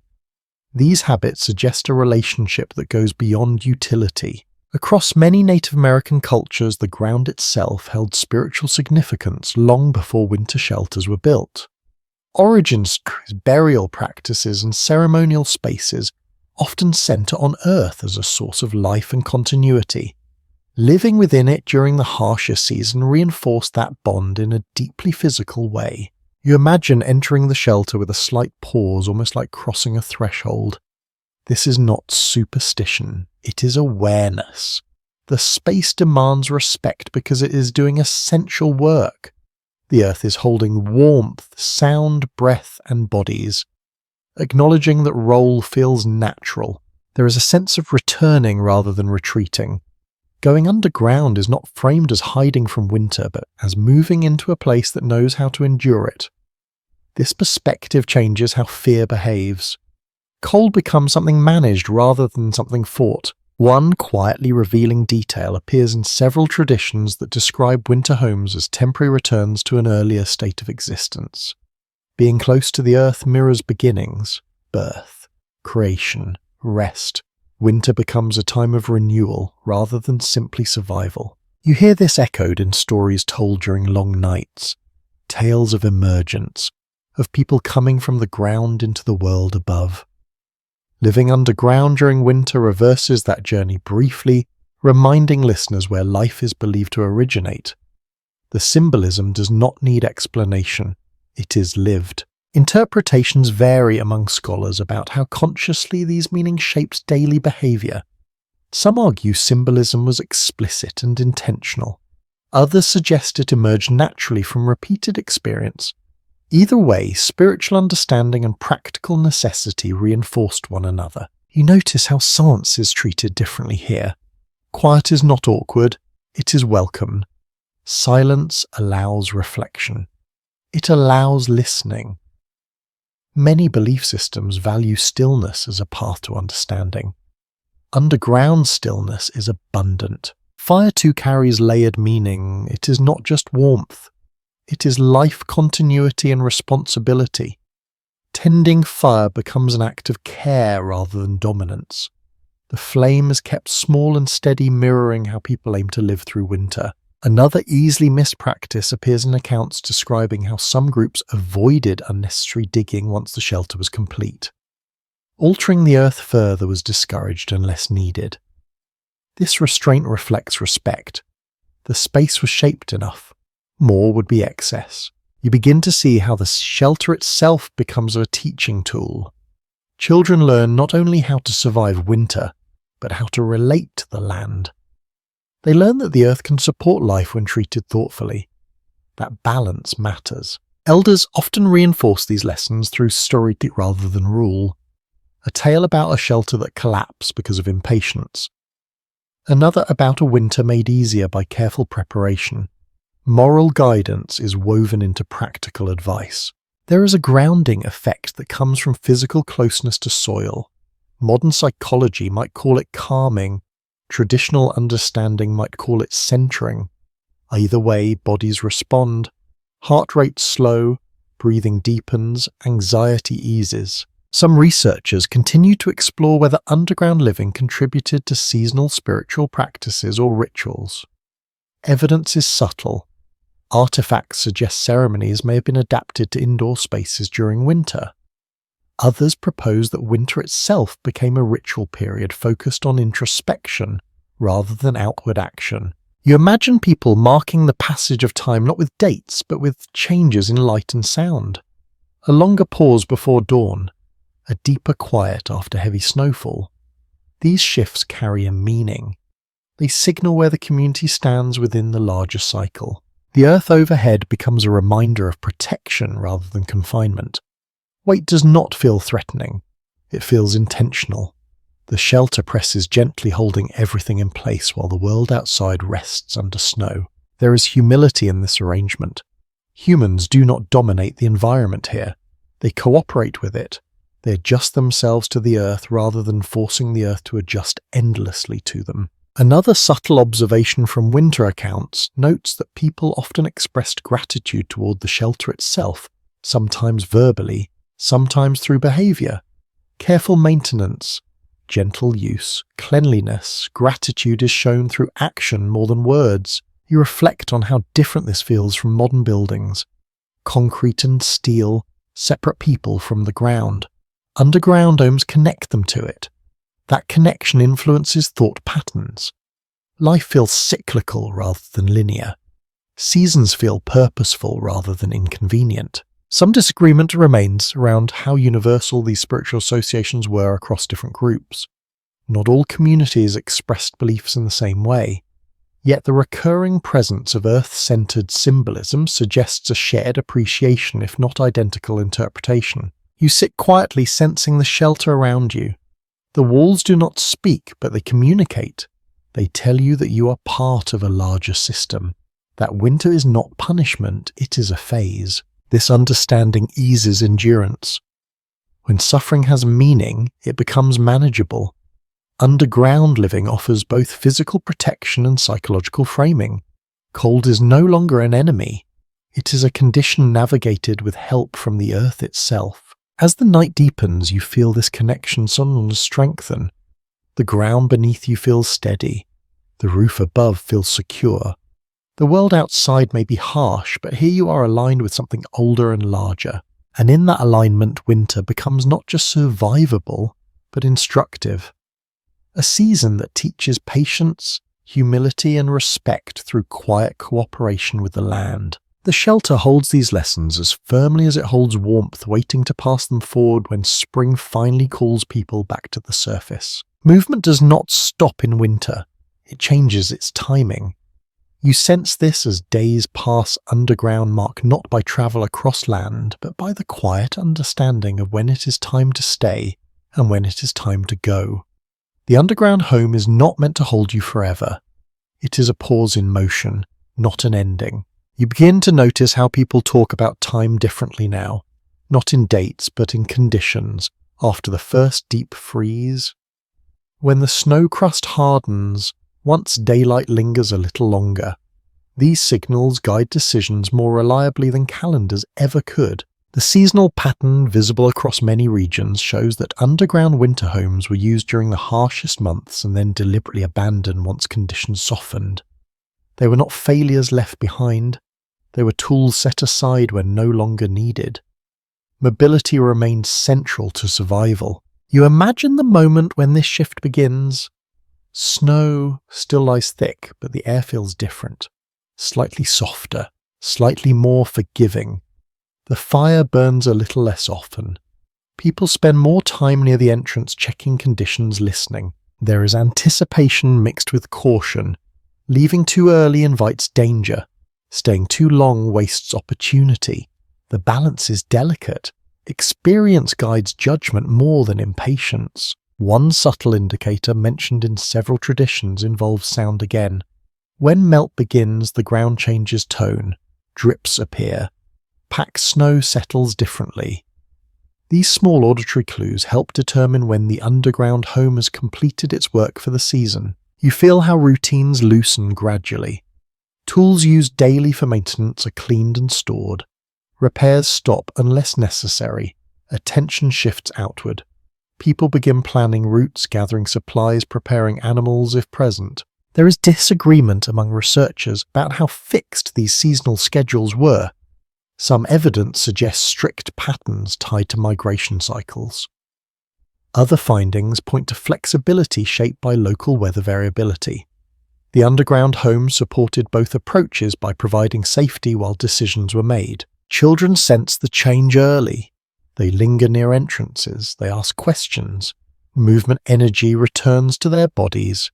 Winter confinement has taught patience, but it has not erased curiosity. Elders also feel the shift, though they express it differently. They test joints against the cold air. They observe snow conditions. They recall past seasons, comparing signs. Their memory anchors the group against risky optimism. Another easily missed detail appears in accounts describing how people prepared underground homes for departure. Fires were allowed to die naturally. Stored food was removed or redistributed. Entrances were sometimes partially filled to prevent animals from falling in. Leaving was done carefully, not abruptly. You begin to understand that abandoning a winter home does not mean forgetting it. The site remains in memory. It may be reused another year if conditions and movement patterns align. The earth holds the shape even after people leave. There is respect in how departure happens. No trash is left behind. Materials are reclaimed where useful. What cannot be carried is allowed to return to soil. This is not neglect, it is completion. Interpretations continue to vary on whether underground homes were tied to specific family groups or shared more broadly over time. Some sites suggest repeated use by the same community. Others show signs of multiple groups adapting existing structures. Both speak to adaptability rather than ownership. You imagine stepping outside more frequently now. The cold still bites, but it no longer dominates. The shelter feels slightly warmer than needed. This excess warmth signals readiness to move. Food storage changes too. Remaining supplies are inventoried. What must be carried is identified. Weight matters again. Underground life reduces the need to move often. Surface life demands planning. You notice how conversations shift. Less about maintenance, more about direction, who will lead the move, where resources are likely available, which routes are safest. Winter has narrowed focus inward. Spring expands it outward. There is relief in this transition, but also gratitude. The underground home did its job. It provided stability when the world was unstable. Leaving it behind does not diminish its value. Some oral histories describe brief rituals or acknowledgements when winter homes were abandoned. Not ceremonies in a formal sense, but moments of pause. A touch on the wall, a final look back. These gestures recognize what the shelter offered. You feel how this cycle shapes understanding of permanence. Nothing here is meant to last forever. Structures serve seasons. Seasons serve life. Adaptation replaces accumulation. As you take longer walks outside, testing the land again, the underground dome fades into the background. It remains available in memory, but no longer central. Snow begins to melt more decisively. Paths reappear. Sounds return. The world opens. And yet the lessons of the underground remain. How to wait. How to prepare. How to recognize when holding on becomes unnecessary. When movement resumes fully, it carries the calm learned in stillness. Winter did not defeat you. It taught you when to stop and when to continue.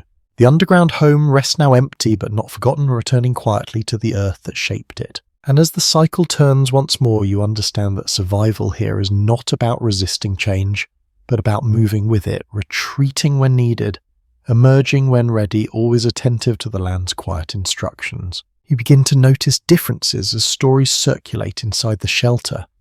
Not differences of belief, but of design. Someone describes a winter home shaped wider and shallower. Another remembers one dug deeper with a narrow entrance. As you listen, a quiet truth emerges. There was never a single underground home. There were many, each shaped by land, weather, and custom. In river valleys, shelters often followed the contour of the bank. The earth there was easier to work, layered by centuries of water and sediment. These homes tended to be broader, with walls reinforced carefully against seepage. In drier plains, pits were dug deeper, relying on dense soil that held firm through freeze and thaw. Each region taught its own lessons. The material record across North America makes this diversity unmistakable. Archaeologists find winter dwellings that look similar to glance but differ in crucial details. Roof angles shift. Entrance tunnels lengthen or shorten. Interior layouts reflect how people cooked, slept, and gathered. The underlying idea was shared. The execution was local. You picture travelling across these regions in warmer months, noticing how summer camps differ as well. Winter homes mirror those patterns. Where people moved frequently, shelters favoured quicker construction and easier abandonment. Where groups returned to the same wintering grounds, structures grew more refined, adjusted year after year. Climate plays its quiet role. In places where snow-piled high roofs were built to bear weight patiently so. In regions where wind scoured the ground, bare entrances bent and turned, protecting interiors from drafts rather than collapse. These choices reveal careful attention rather than rigid tradition. One easily missed detail emerges in comparisons between regions. Some groups lined interior walls with woven materials or hides, adding insulation and comfort. Others left earth exposed, trusting mass and depth alone. Both approaches worked because they matched local conditions. Comfort was defined by effectiveness, not appearance. You notice how entrances tell their own story. In some areas, entrances drop downward sharply before rising into the living space, creating a pocket where cold air settles harmlessly. Elsewhere, entrances slope, gently shaped by soil that would not hold a steeper angle. Design adapts rather than insists.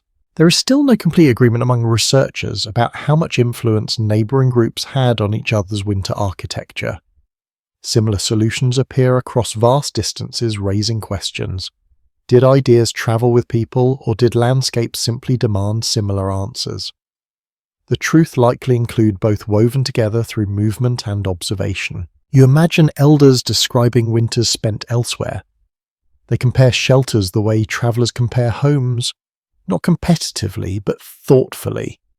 This one stayed warmer during storms, that one dried faster in spring. Knowledge spreads through conversation long before it reaches maps. Interior organisation also varies. Some shelters place the fire at the centre, others tuck it slightly to the side. Sleeping areas shift accordingly. These differences reflect social patterns as much as environmental ones. Who sits where? Who tends the fire? Who tells stories closest to the warmth? Another small but telling habit appears in some regions where people marked ownership or lineage subtly within the shelter. A carved symbol, a patterned weave, not for display but for memory. Even underground identity mattered. You feel how these variations prevent monotony. Each shelter has its own character. Sounds behave differently. Light falls differently. People adapt their habits to the space rather than forcing the space to conform. Debate continues around whether certain underground designs offered measurable advantages over others, or whether success depended more on maintenance and attentiveness. Some argue deeper shelters retained heat better. Others point out that poor ventilation could offset any thermal gains. Design mattered, but care mattered more. You begin to appreciate how flexible this tradition was. It did not demand uniformity, it encouraged responsiveness. Winter was not the same everywhere, so neither were the answers to it. Stories reinforce this understanding. One tells of a shelter saved by its depth during an unusually cold season. Another recalls a shallow ohm that proved easier to leave quickly when flooding threatened. Neither story condemns the other choice. Each honours adaptability. Children absorb these comparisons eagerly. They ask questions. Why was that one shaped differently? What happened when snow piled higher than expected? Learning expands beyond immediate experience, preparing them for unfamiliar conditions later. You imagine moving between regions and feeling the difference under your feet. Soil texture changes. Digging feels different. What worked before may not work again. Flexibility becomes essential. This regional diversity also counters a common misunderstanding. Underground homes were not signs of uniform poverty or desperation. They were expressions of environmental intelligence. People used what they had where they were refining solutions that fit their world. Another observation surfaces in some accounts describing how shelters sometimes borrowed elements from above-ground structures, a familiar beam arrangement, a known fire placement. Comfort comes from continuity as much as innovation. As winter nights pass, you hear more comparisons, more memories. The underground home you inhabit now feels part of a larger conversation spanning landscapes and generations. Each shelter contributes a voice. You lie back imagining these different spaces layered across the land, each one holding warmth, quiet, and people waiting out the same season in slightly different ways. There is reassurance in this variety. No single mistake dooms everyone. Knowledge spreads, success multiplies. Failure teaches without erasing what works elsewhere. As the fire settles and voices soften, you realize that survival here is not about finding one perfect design. It is about cultivating a mindset that observes, adjusts, and remembers.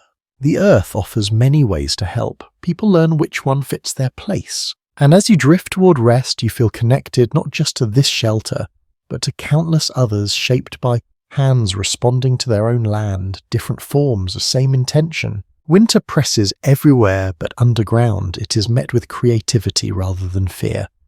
That creativity shaped by region and experience becomes the quiet thread linking communities across distance and time. You start to sense the presence of people who are no longer here, not in a haunting way, but in a practical one. The ground remembers.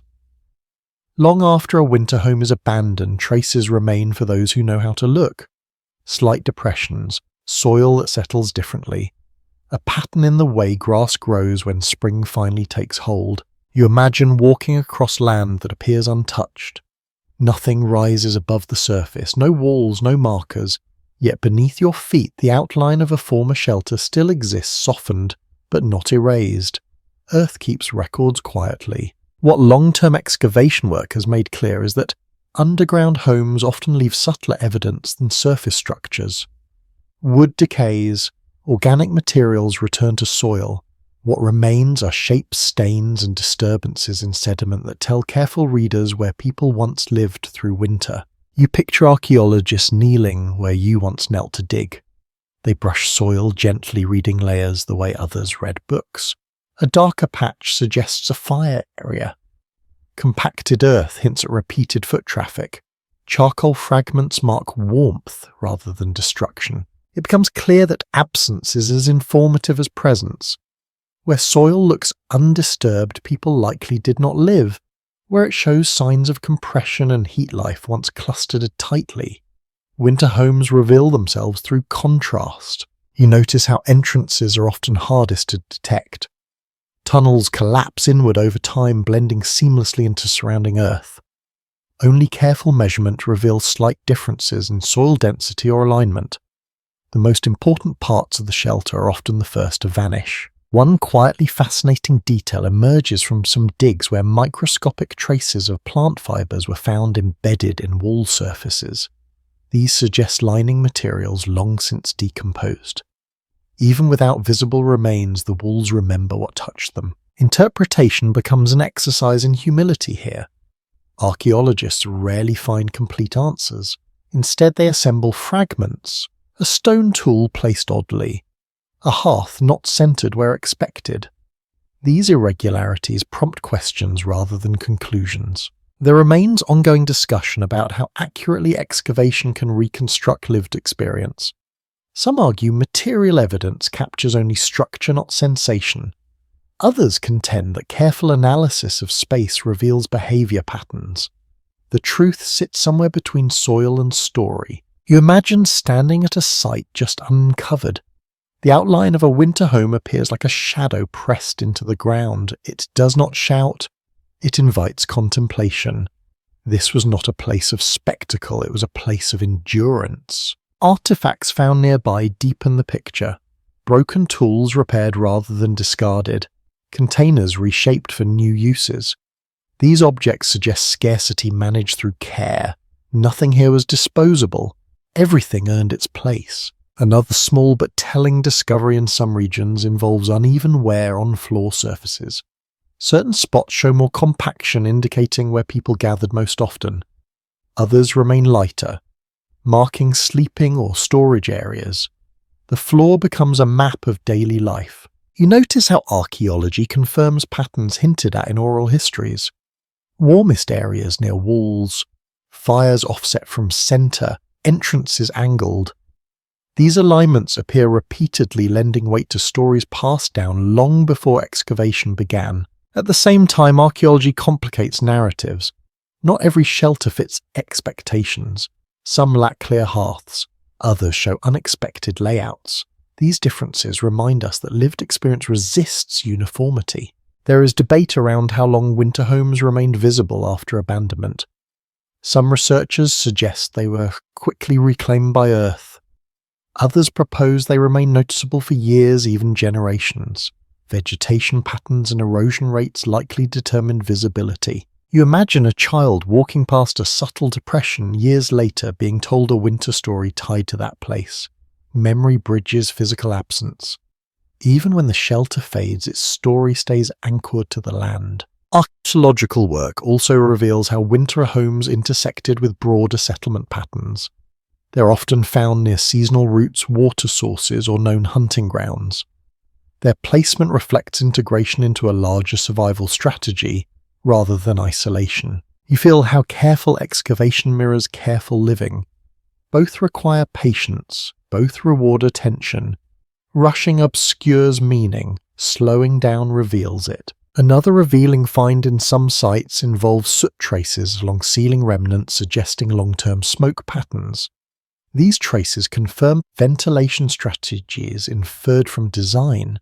Fire and air leave signatures that endure beyond materials themselves. Some specialists continue to question how much interpretation is shaped by modern assumptions. Reconstructing past life always risks projection. Awareness of that risk shapes careful methodology. Multiple interpretations are often held side by side rather than choosing a single narrative. You appreciate how archaeology validates quiet competence. These shelters were not monumental. They were effective. Their success is measured not by what stands, but by what allowed people to survive. Standing at such a site, you might feel underwhelmed if expecting ruins. Yet understanding what happened here transforms perception. This slight dip in the earth once held warmth, breath, conversation, sleep. You imagine winter pressing down above this shelter long ago, snow sealing the roof, wind scouring the surface. Below people lived, worked, rested. Archaeology captures that contrast through soil and silence. Another detail sometimes uncovered involves repaired wall sections where soil composition differs slightly. These patches mark maintenance rather than initial construction. They speak to care taken over time rather than one-time effort. You begin to sense how archaeology does more than recover objects. It recovers choices, decisions made under pressure, adjustments made after experience. Each layer tells of learning. As you move away from the site in your mind, the ground looks ordinary again. Yet knowing what lies beneath changes how you see it. The land becomes layered with past lives. These traces are fragile. Development and erosion threaten them. Yet many survive simply because they do not announce themselves, their invisibility protects them. You reflect on how winter homes return fully to earth when no longer you seed. This return does not erase their impact. It preserves the land for future use. It allows stories to attach without structures dominating. Archaeology offers a glimpse, not a full picture. But the glimpse is enough. It confirms that underground homes were real, widespread and thoughtfully made. As night falls again in your imagination, you picture the shelter reforming briefly in your mind. Walls reappear, fire glows, voices murmur, then it fades back into soil. The earth closes gently over memory, not to hide it but to hold it. And in that holding, the story continues, carried forward by those who notice subtle signs and listen to what the ground still remembers. You begin to notice a shift when unfamiliar eyes enter the story. Not hostile at first, just confused. People arriving from elsewhere look at the land and see emptiness. Flat ground, no walls, no chimneys. They assume absence means lack, and that assumption shapes everything that follows. When European settlers first encountered regions where underground winter homes were used, many failed to recognize them at all. Structures that did not rise above ground did not register as architecture. To eyes trained to look for timber frames and stone walls, these places appeared unused, even abandoned, despite being carefully prepared for winter return. You imagine someone riding past a subtle depression in the earth, snow smoothed over it, no smoke visible because the season has not yet turned. They keep moving, never realizing that a home exists beneath their horses' hooves. Invisibility becomes misunderstanding. Written accounts from early travelers often describe indigenous winter camps as primitive or temporary, missing the point entirely. These shelters were not signs of poverty or lack of skill. They were precise responses to climate refined through generations of experience. The problem was not the homes, it was the lens used to judge them. You feel the frustration this must have caused. Knowledge ignored, skill dismissed, survival strategies overlooked because they did not match imported expectations of what a house should look like. Above ground, permanence was valued. Underground intelligence was not. One revealing detail appears in some settler journals where underground homes are described as pits or holes rather than dwellings. Language matters. Calling something a hole strips it of intention. It turns design into accident. This choice of words shaped policy perception and interaction. You notice how quickly misunderstanding becomes justification. If a shelter is not recognized as a home, the land appears unused. If the land appears unused, it seems available. This chain of assumptions had real consequences. Some historians point out that these misunderstandings were not always malicious. Often they stemmed from unfamiliarity and cultural bias rather than deliberate erasure. Still, the impact was the same. Ways of living that worked were dismissed as inferior. You imagine conversations that never happened, questions never asked, techniques never learned. Settlers struggling with winter exposure built fragile surface cabins while proven underground solutions lay beneath their feet unrecognized. There is a quiet irony here. In some cases, settlers eventually adopted earth-sheltered techniques themselves, though often stripped of their original context. Root cellars, dugouts, storm shelters. These borrowed ideas arrived late and without acknowledgement. Another small but telling detail shows up in records where settlers describe indigenous people as vanishing during winter. Camps seemed to disappear.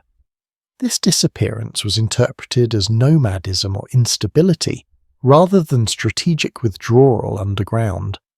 The land appeared empty because people were sheltering effectively. You sense how invisibility can be mistaken for absence. Underground homes did not advertise themselves. They did not mark territory aggressively. This subtlety, once an advantage, became a vulnerability in a world that valued visible claims. There remains debate among scholars about how often settlers later recognized their misjudgment. Some evidence suggests gradual appreciation as winters took their toll. Other sources indicate persistent dismissal even when surface shelters failed repeatedly. Pride can be as insulating as earth, but far less effective. You picture a harsh winter night, wind tearing at poorly built cabins, snow seeping through gaps. Nearby, an underground home remained steady and warm unnoticed. Two solutions to the same problem judged differently, not by outcome but by appearance. You think about how architecture communicates values. Above-ground homes signal permanent ownership, visibility. Underground homes signal adaptation, humility, cooperation with environment. Neither is inherently superior, but misunderstanding one leads to undervaluing its makers. Another overlooked moment appears in accounts where settlers sought shelter among indigenous communities during extreme weather. In those moments, underground homes proved their worth unmistakably. Warmth, quiet, and safety spoke louder than theory. Yet even then, lessons were not always carried forward. Cultural frameworks are slow to change. What does not fit the narrative is often treated as exception rather than evidence. You reflect on how this misunderstanding persists in subtle ways today. Earth-sheltered homes are still sometimes framed as eccentric or alternative rather than practical. The idea that underground living is backward lingers despite clear advantages in energy efficiency and resilience. Some interpretations suggest that had these winter strategies been taken seriously earlier, many hardships could have been reduced. Exposure deaths, resource depletion, environmental damage. Adaptation was available, but recognition lagged behind. You imagine an alternate history where knowledge flowed more freely, where settlers asked questions, where design choices were shared rather than judged. Winter might have looked very different. The land itself did not discriminate. It offered the same protection to anyone willing to learn. The earth did not reserve warmth based on culture, it responded to understanding. You feel how unfair it is that the people who knew this best were often sidelined. Their solutions labelled as primitive while more fragile structures were celebrated as progress. Progress measured by height rather than effectiveness. Another subtle point emerges when looking at maps drawn during early settlement periods. Areas used seasonally by indigenous groups were often marked as empty or unused. Underground homes left no obvious trace for mapmakers to record. Cartography reinforced misunderstanding. You sit with that thought. How many lives lived well underground were erased simply because they did not leave vertical marks on the landscape? Yet the shelters themselves endured quietly. Soil filled back in, grass grew. Knowledge continued within communities even as external recognition faded. Today, archaeology and oral history work together to correct these views. The record becomes clearer. Underground homes are recognized not as desperation but as design, not as absence but as presence in another form. You feel a sense of quiet correction happening now. Each recovered outline in the soil pushes back against the old assumptions. Each story retold restores intention where dismissal once stood. As the night deepens in your imagination, you picture those winter homes again hidden, steady doing their work without asking to be seen. Misunderstood perhaps, overlooked certainly, but effective nonetheless. And as you drift toward rest, you carry that lesson forward. Survival does not need to announce itself. Wisdom does not require visibility. Sometimes the smartest solutions are the ones you walk right over. never realizing they are there quietly holding warmth beneath your feet. Illness feels closer in winter, not louder, not more dramatic, just nearer. As if the cold shortens the distance between minor discomfort and serious trouble. Underground, you become aware of this quickly. Bodies share air. Space is close. A cough is noticed. A slower movement is remembered. Nothing goes unseen for long. You sense how attention sharpens around health. Throats dry faster in heated air. Skin tightens. Joints resist the cold even when sheltered from it. These are not emergencies, but they are signals. Underground living encourages early response rather than delayed reaction.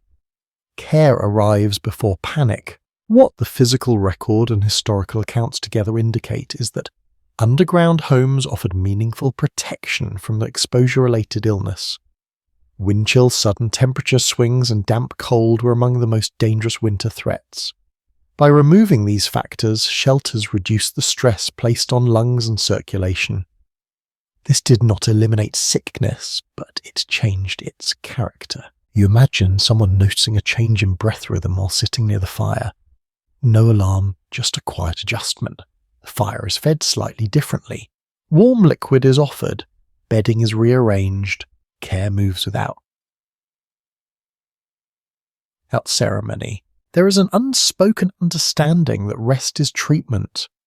Winter does not reward pushing through illness. Underground warmth allows bodies to conserve energy instead of spending it simply staying alive. This conservation gives the immune system room to work. One small, easily overlooked habit appears in several winter narratives describing how people tracked health through routine tasks. Someone who stops participating in small daily movements draws attention quickly, not suspicion but concern. Absence from ordinary actions signals a need for support. You notice how air management becomes even more careful when illness is present. Ventilation is adjusted to keep smoke low and air fresh. Doors open briefly and intentionally. The balance between warmth and cleanliness becomes delicate but manageable with awareness. There is still uncertainty among researchers about how underground living influenced the spread of contagious illness. Close quarters increase transmission risk. At the same time, protection from extreme cold may have reduced vulnerability. Outcomes likely depended on ventilation discipline and community response rather than architecture alone. You feel how knowledge of herbs and remedies becomes especially important in winter. Plants gathered earlier are brought out now. Teas are prepared. Poultices warmed near embers. These practices are not rushed. Dosage and timing matter more than quantity. Another subtle detail surfaces into some accounts describing how sick individuals were positioned within the shelter. They were kept warm, but not always closest to the fire.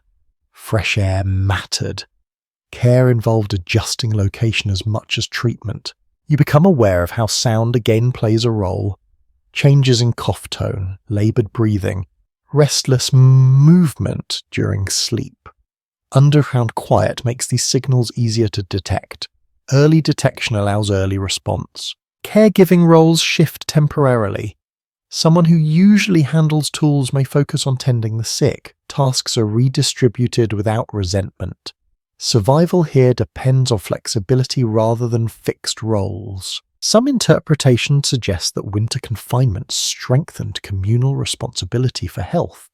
With no easy way to leave and limited options for isolation, people learned to respond collectively.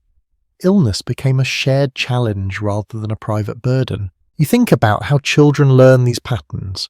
They see care modelled calmly. Fear is minimized.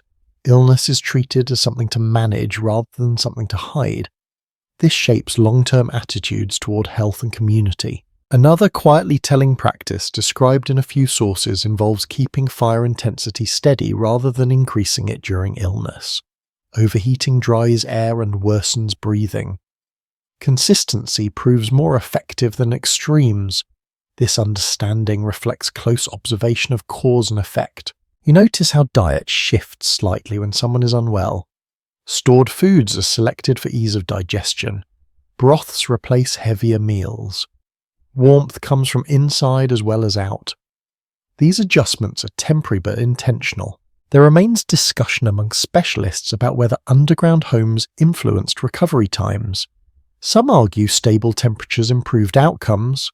Others caution that poor ventilation could counteract benefits.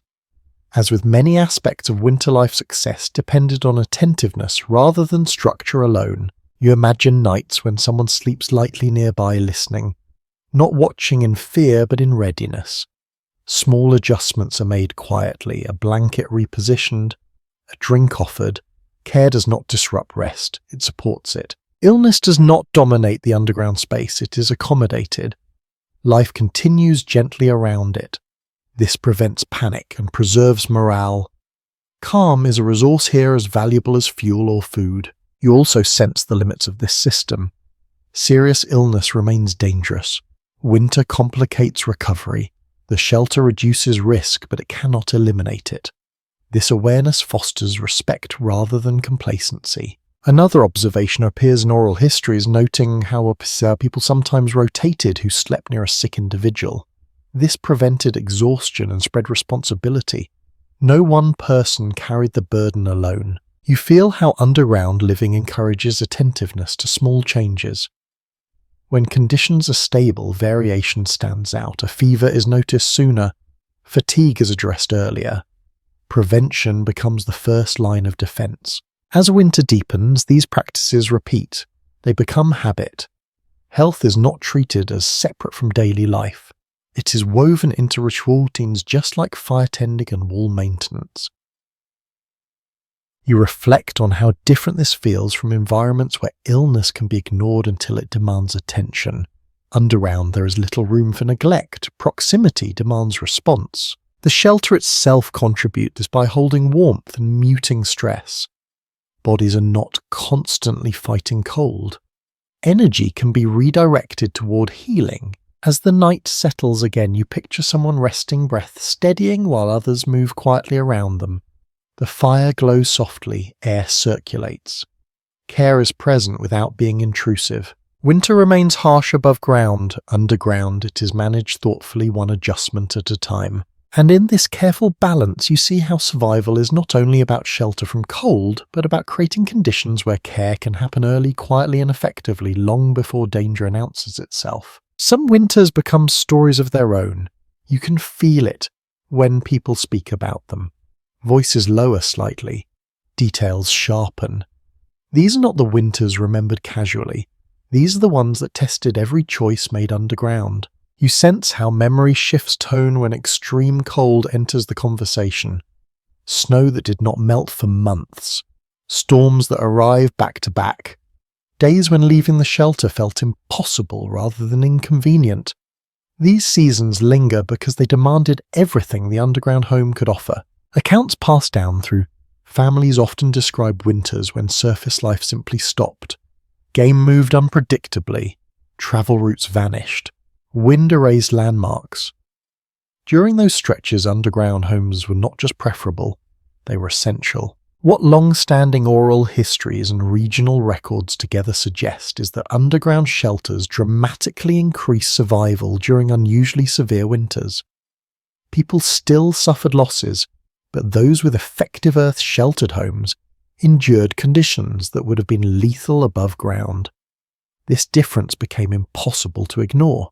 You imagine the snow piling higher than expected, entrance tunnels narrowing, vent openings requiring constant attention. The shelter responds, but only if cared for. Maintenance intensifies. Walls are checked more often. Snow is cleared from critical points without delay.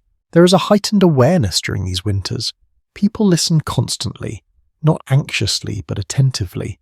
The sound of shifting snow above, the tone of the fire, the feel of air on skin, everything becomes information. One quietly remarkable habit appears in stories of extreme cold.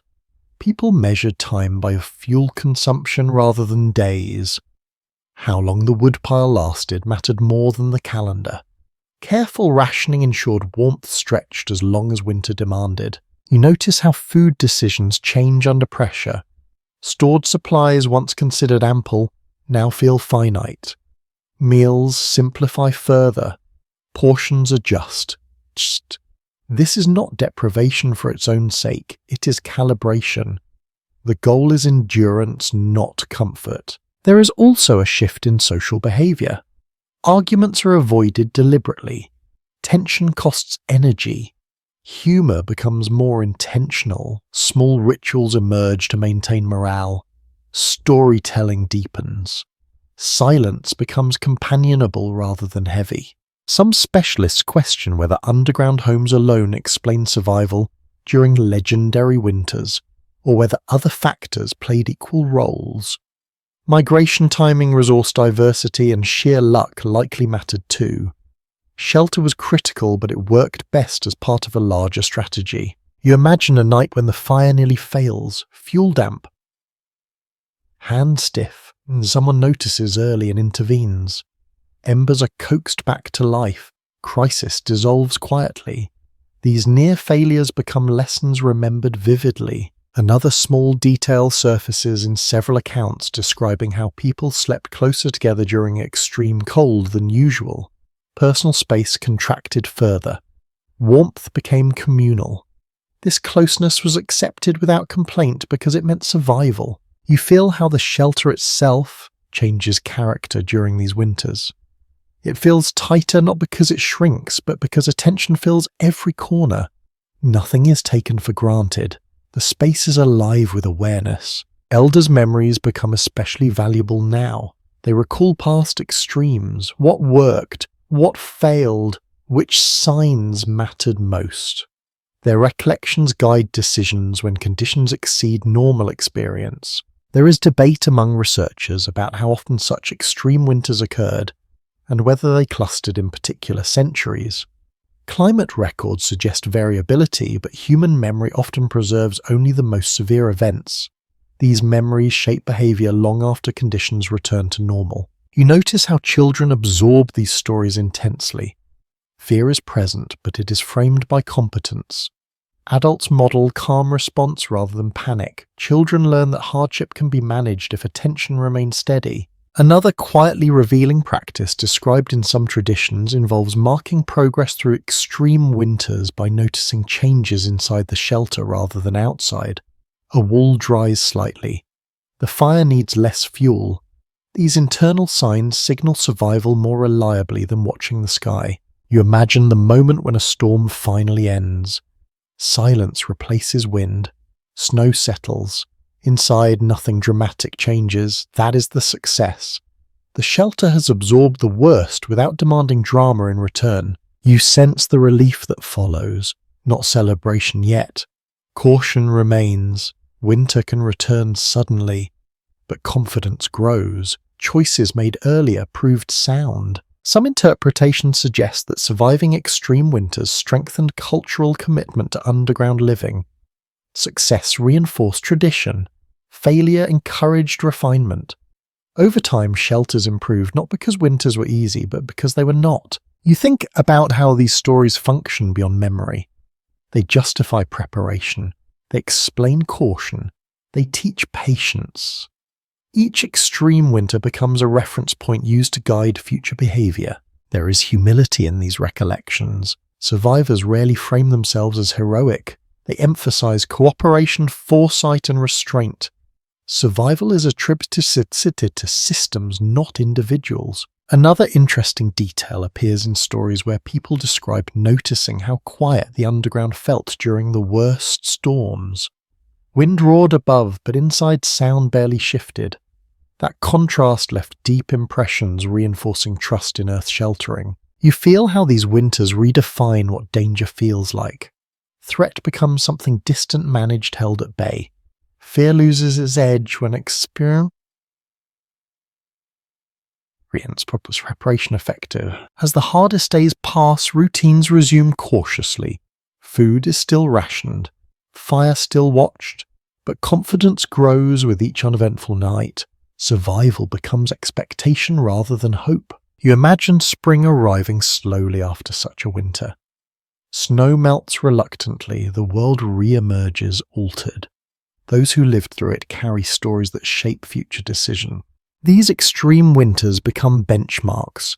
Whenever conditions worsen again, people remember. They adjust earlier. They trust the shelter more deeply. You realise that underground homes did not merely protect bodies. They protected knowledge. They allowed experience to accumulate rather than being erased by disaster. As you settle back now listening to the quiet persistence of the shelter, you understand why these winterers are remembered so clearly. They proved the system under maximum strain. The earth held, the people adapted, time passed. And in those memories passed softly from one winter night to another, you can hear the quiet confidence of survival, and not through force but through understanding, patience, and the steady protection of the ground itself. You begin to notice how much of underground life runs through hands that rarely seek attention. Work happens quietly, steadily, and often without announcement. The shelter holds because many small tasks are done well again and again, and much of that continuity comes from women's labour woven so tightly into daily life that it can be easy to miss unless you slow down and watch. You see it first in organisation. Objects are where they need to be before anyone asks for them. Food is accessible without rummaging. Bedding is layered with an understanding of who sleeps warmer and who needs extra insulation. Nothing here is random. Order keeps the space calm, and calm keeps winter manageable. What becomes clear when looking closely at winter-dwelling evidence and oral traditions together is that women often shaped the interior life of underground homes. From managing food stores and clothing repair to regulating daily rhythms, their work created stability that allowed others to focus on hunting maintenance or rest. Survival depended as much on coordination as on strength. You notice how tasks overlap rather than divide sharply. Someone preparing food also monitors the fire. Someone mending clothing keeps an eye on children. Multitasking is not framed as burden. It is simply how time is used efficiently in close quarters. Movement flows naturally between responsibilities. There is skill in knowing when to act and when to wait. Adding fuel too early wastes heat. Stirring food too often dries it out. Interrupting rest creates fatigue that lingers. These judgments are made quietly, guided by experience rather than instruction. One easily overlooked habit appears in several winter accounts describing how women adjusted interior layout as conditions changed. Bedding shifts closer to warmth during colder spells. Storage moves slightly as supplies dwindle. These adjustments happen gradually without discussion, but they keep the shelter responsive rather than rigid. You begin to sense how emotional regulation matters as much as physical work. Long winters test patience. Small irritations can grow quickly in confined spaces. Women often act as moderators, redirecting attention, introducing humour, or quietly changing the subject before tension hardens. This work leaves no archaeological trace, but its absence would have been felt immediately. There is still discussion among researchers about how evenly this labour was distributed. Across different communities, some interpretations emphasise strong gendered divisions. Others suggest more fluid roles shaped by necessity rather than custom. What seems consistent is that the work itself was essential, regardless of who performed it. You watch how children gravitate toward these tasks. They learn by imitation. Small hands help sort food, hold materials, pass tools. Instruction happens through doing, not lecturing. Skills pass naturally from one generation to the next, embedded in routine rather than ceremony. Another small but telling detail shows up in accounts describing winter clothing maintenance.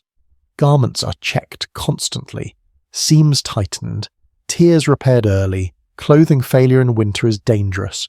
Preventive care saves lives even if it never earns praise. You notice how knowledge of materials matters. Which hides breathe best near fire, which fibres shrink in damp air, which layers trap warmth without restricting movement. These decisions are tactile and immediate. The body learns what works through repeated contact. Food preparation underground carries similar nuance.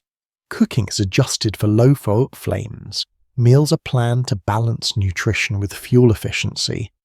Portions consider who needs more energy and who needs gentler food. These choices are quiet calculations made daily. There is an intimacy to this labour.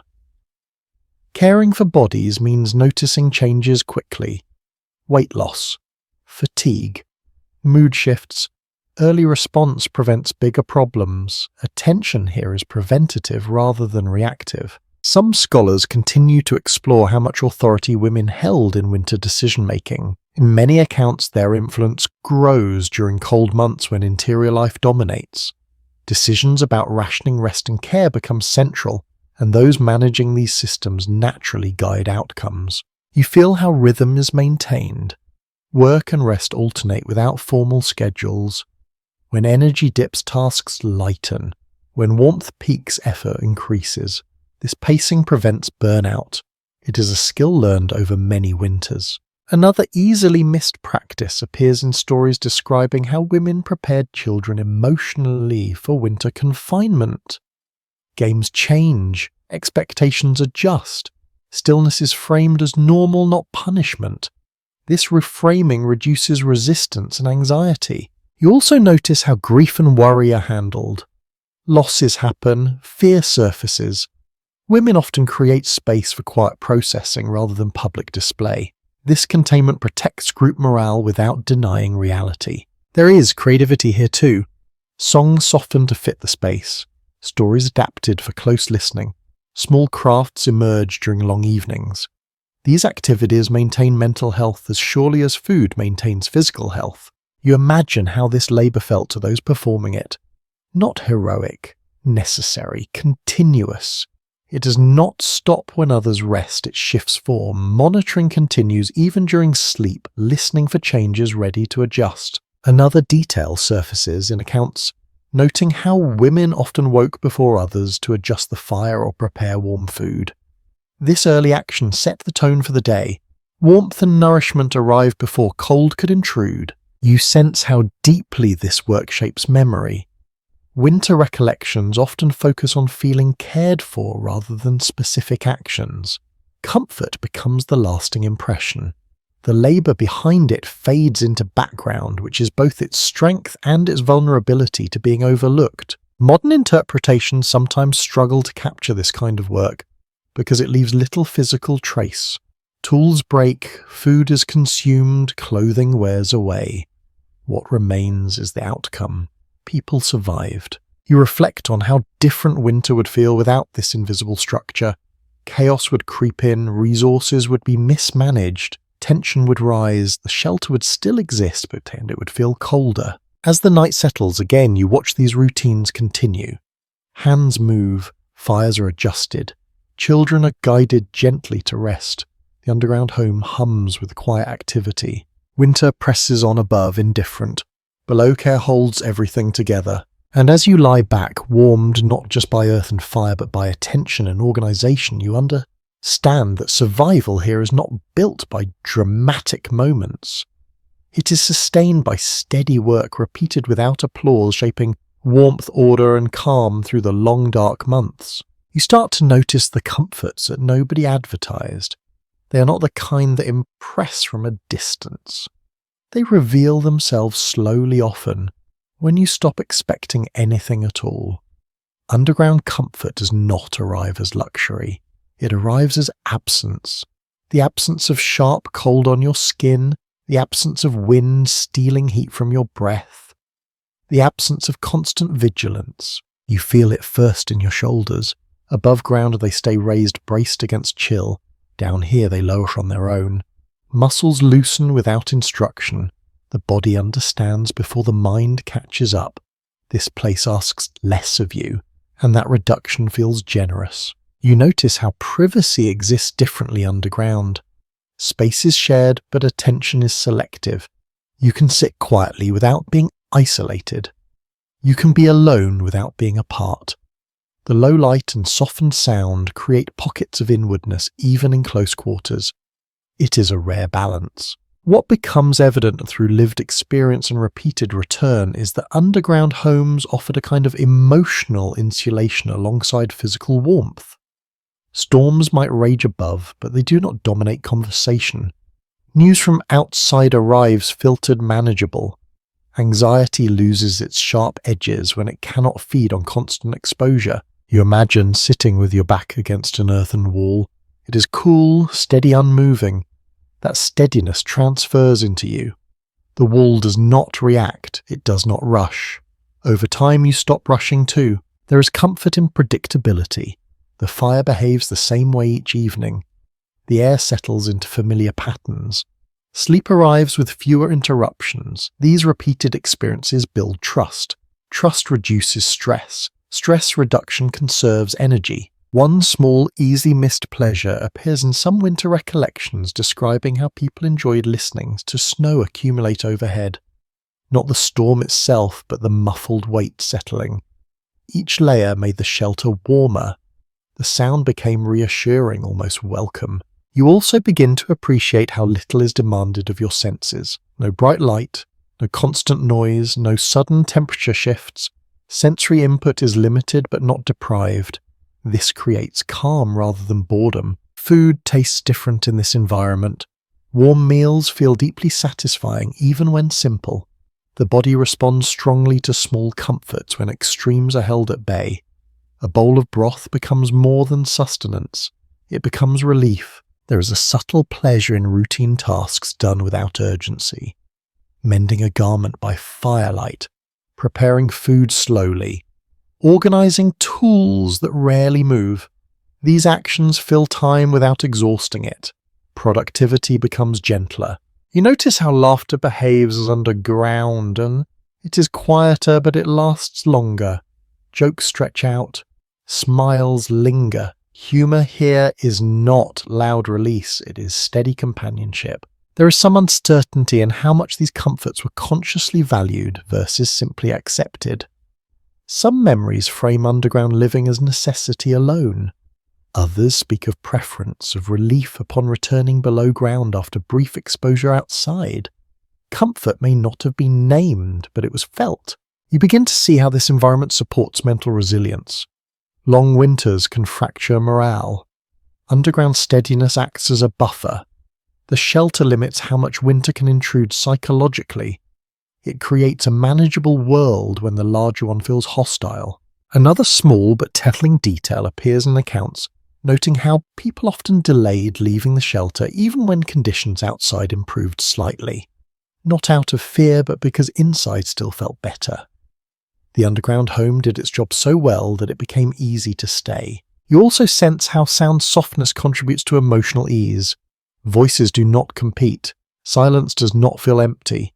The environment encourages moderation in expression. Emotional spikes flatten naturally. There is comfort in shared rhythms. Everyone wakes around the same time. Everyone rests when energy dips. No one is forced to perform against their body's needs. Underground living aligns human rhythm more closely with physical reality. You imagine children curled up content not because they are entertained constantly, but because the environment itself feels safe. Safety allows boredom to become imagination rather than distress. Some observers continue to wonder whether underground living altered long-term stress responses.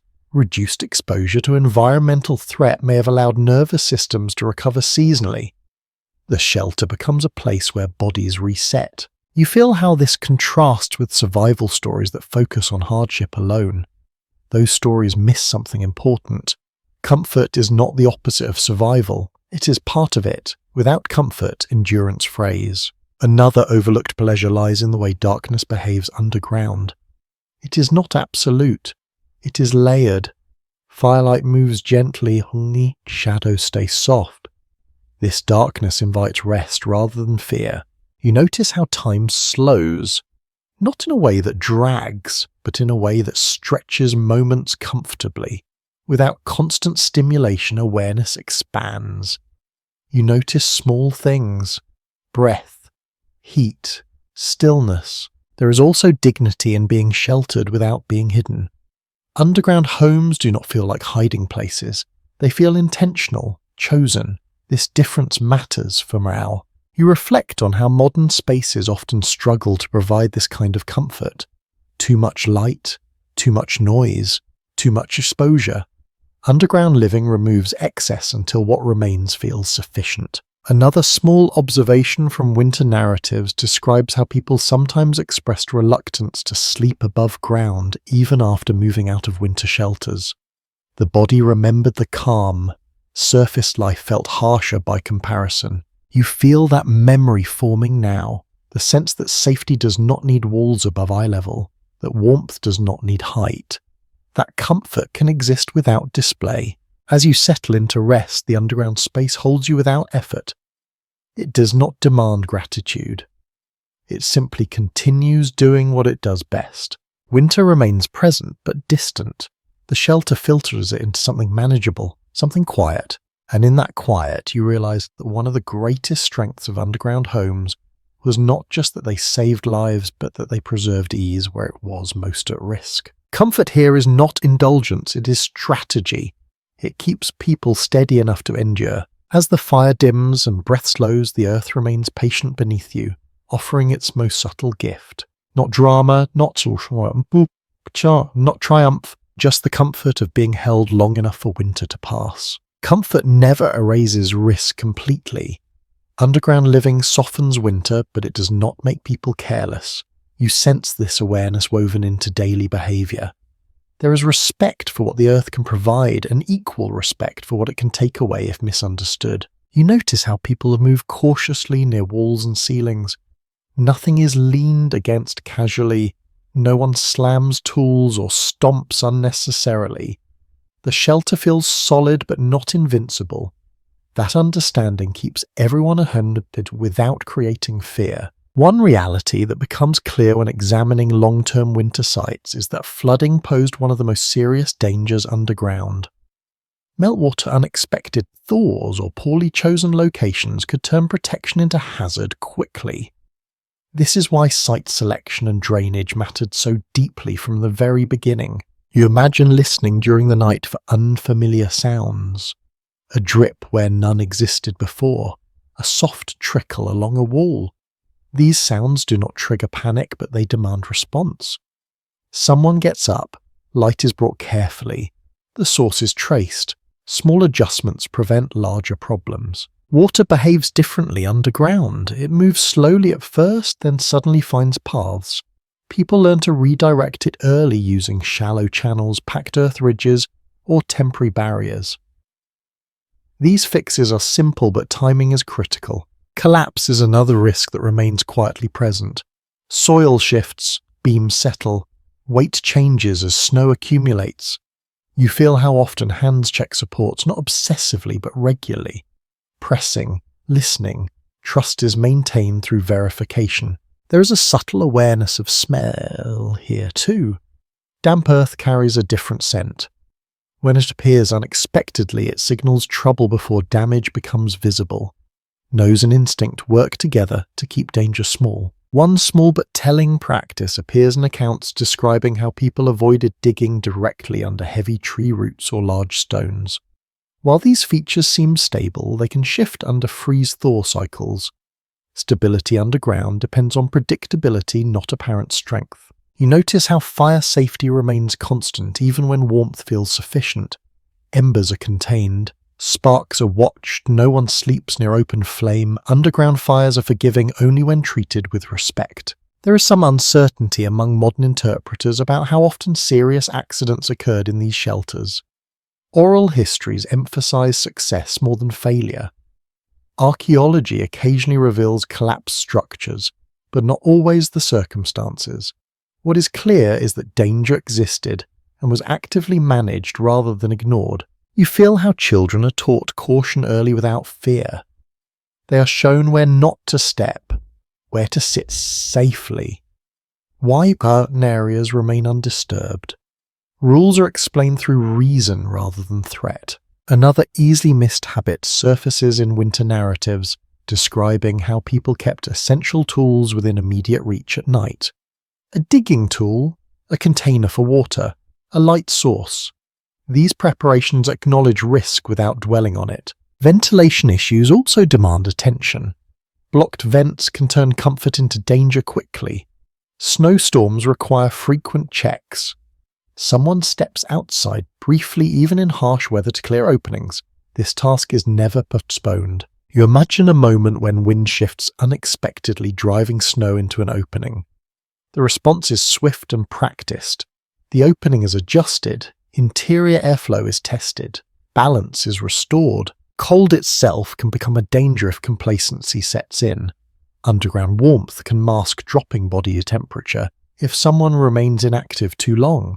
Movement and shared warmth remain important. Comfort does not replace awareness. There is also awarenesses of air quality beyond smoke. Too much humidity encourages mold and discomfort. Too little dries skin and throats. Balance is maintained through small adjustments rather than drastic changes. Some researchers continue to explore whether underground homes experienced higher risk of certain hazards compared to surface shelters. Findings suggest that while some risks increased, others decreased significantly. Overall safety depended on knowledge and attentiveness rather than shelter type alone. You feel how this attentiveness becomes second nature. People do not live in fear. They live in readiness. The difference matters. Fear drains energy. Readiness preserves it. Another quiet precaution involves how entrances are managed. They are kept clear but not wide open. Objects are placed nearby to block sudden drafts or intrusion. The entrance remains both access point and defense. You notice how people avoid unnecessary modifications once winter deepens. Digging new features or altering structure during extreme cold increases risk. Stability becomes priority. Adaptation pauses until conditions improve. Stories circulate about shelters that failed, not to frighten but to teach. A wall that collapsed because of haste. A flood caused by ignoring drainage signs. These stories reinforce caution without paralyzing action. You imagine the earth shifting slightly during a storm. The shelter responds with a dull sound, then stillness. People listen. Nothing worsens. The structure holds. Trust is reaffirmed. There is humility in acknowledging limits. Underground homes reduce danger, but they do not eliminate it. Respecting those limits keeps people alive. Another subtle practice described in some accounts involves rotating who checks conditions during the night. Responsibility is shared. Fatigue is managed. No one carries vigilance alone. You sense how this shared responsibility strengthens trust. Everyone contributes to safety. Everyone understands the system. This prevents dependency on a single individual. As winter stretches on, these precautions blend into routine. They do not feel heavy. They feel normal. Risk becomes something managed quietly in the background. You reflect on how modern narratives often portray underground living as inherently dangerous or claustrophobic. These views miss the competence and care embedded in daily practice. Danger existed, but it was met with understanding rather than panic. As you settle back into the space now, you feel how the shelter balances protection and risk. It does not promise invulnerability. It offers opportunity, the opportunity to notice early, to respond calmly, to prevent small problems from becoming large ones. The earth above remains heavy. Snow presses, wind scours, yet below attention holds everything together. And in that careful balance, you understand that survival underground is not about ignoring danger. It is about living with it, thoughtfully adjusting continually and trusting knowledge earned through experience. The shelter stands not because risk is absent, but because it is respected. You begin to notice how stories told from the outside miss something essential. They speak of underground homes as signs of lack, as if living below the surface must mean having fallen behind. Inside the shelter, that idea feels strange. Nothing here suggests desperation. Everything suggests choice. You feel it in how carefully the space is maintained. Walls are smoothed. Air is adjusted. Fire is tended with skill rather than urgency. These are not the actions of people merely scraping by. They are the actions of people who understand their environment deeply and work with it rather than against it. There is a persistent myth that underground homes existed because people had no better option. Yet when you pay attention to outcomes rather than appearances, that explanation falls apart. The shelter performs well. It saves fuel, it protects health, it reduces exposure, it offers comfort. These are markers of success, not failure. What becomes apparent through patterns seen across regions, is that underground living was often selected even when other building options were available. Above-ground structures existed. People knew how to build them. They chose earth sheltering for winter because it worked better under specific conditions. Choice implies knowledge and confidence. You imagine someone deliberately deciding not to build taller walls or heavier roofs, not because they could not, but because height offered no advantage against wind and cold. Depth did. This kind of decision reflects clear priorities rather than limitation. One revealing detail appears in accounts where people describe using underground homes only during winter, then returning to surface dwellings during other seasons. This seasonal switching shows flexibility. Underground living was part of a broader strategy, not a permanent state imposed by circumstance. You notice how language shapes misunderstanding. Words like primitive or crude carry assumptions that collapse under inspection. These shelters required planning labour coordination, environmental awareness and maintenance. Simplicity does not equal lack of sophistication. Often it signals refinement. There is ongoing discussion about why these homes were later framed negatively in historical narratives. Some suggest cultural bias favoured visible permanence over invisible efficiency. Others point to economic systems that equated progress with vertical expansion. Underground homes did not fit that model, so they were undervalued. You sense how misleading this framing can be. Underground homes are not about hiding, they're about regulating. Temperature, sound, exposure, they solve specific problems elegantly. That elegance is easy to miss if you equate success with size or visibility. Another small but telling habit appears in stories where people express pride in their winter shelters. Not loud pride, but confidence. Visitors are invited inside. Techniques are explained. Success is shared. There is no sense of embarrassment. You think about how modern architecture sometimes circles back to these ideas. Earth-sheltered homes, green roofs, passive heating. These designs are praised today as innovative or sustainable, yet they echo solutions used centuries earlier. The difference lies not in intelligence, but in framing. You notice how the myth of poverty often ignores labour investment. Digging, framing, insulating, maintaining. These shelters required time and coordination. People would not expend that effort on something they considered inferior or temporary in value. There is also a misconception that underground homes limited social or cultural life, yet evidence suggests the opposite. These spaces hosted teaching, storytelling, care and planning.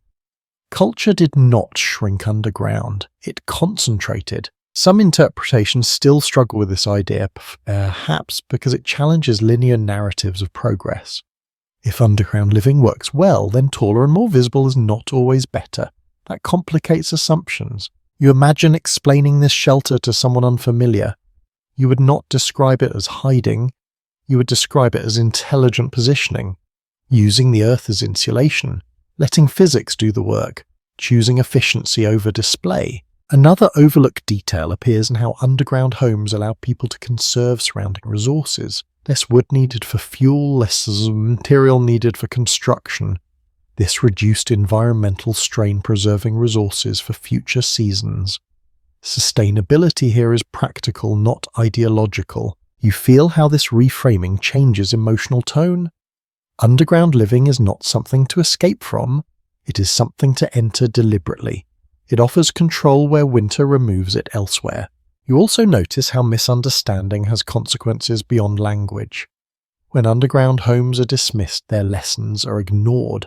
Knowledge about insulation, airflow, and seasonal adaptation is lost or rediscovered later at great cost. There remains disagreement about how widely these misunderstandings influence policy and settlement decisions. Some argue they played a minor role. Others suggest they shaped land use and displacement significantly. What is certain is that undervaluing effective practices limits learning. You reflect on how this myth persists quietly. Underground spaces are still sometimes associated with fear or deprivation. Yet when you imagine living here, fear fades. The space feels intentional and capable. Another subtle point emerges when considering pride. Pride here is quiet, it does not need validation. It is evident in how calmly winter is handled, in how little drama survival requires. You realise that underground homes challenge a common narrative. They show that adaptation does not always move upward. Sometimes it moves inward, downward, towards stability rather than expansion. You think about how many cultures worldwide develop similar strategies independently. Earth sheltering appears again and again wherever cold wind or scarcity demand efficiency. This repetition suggests not poverty but shared intelligence. You imagine standing above a winter home seeing nothing. Then you imagine stepping inside feeling warmth and calm. The contrast is striking. Judging from the surface alone misses the point entirely. Another small observation from winter accounts notes how people often spoke of their underground homes with affection rather than resignation. They remembered comfort, safety, stories, not suffering. Memory preserves what mattered most. You begin to see how the poverty myth says more about the observer than the shelter. It reveals assumptions about what success should look like. Underground homes quietly refuse those assumptions. As the night deepens, you settle back into the space, feeling how wrong the myth feels from inside. Nothing here feels lacking, nothing feels accidental. The shelter does not apologize for being underground, it performs. And in that performance you understand that adaptation is not a sign of weakness.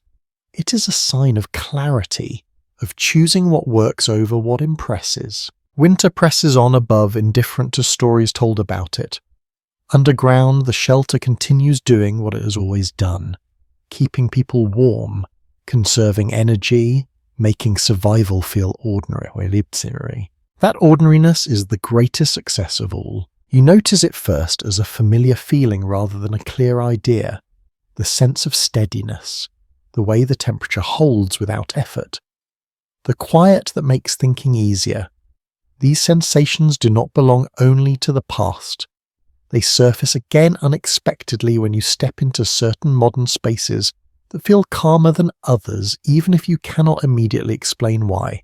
You realize that some of what worked underground never truly disappeared. It resurfaced quietly, adapted, renamed, and sometimes rediscovered as innovation. Homes built into hillsides, structures covered with earth and grass, buildings designed to let temperature change slowly instead of constantly correcting it.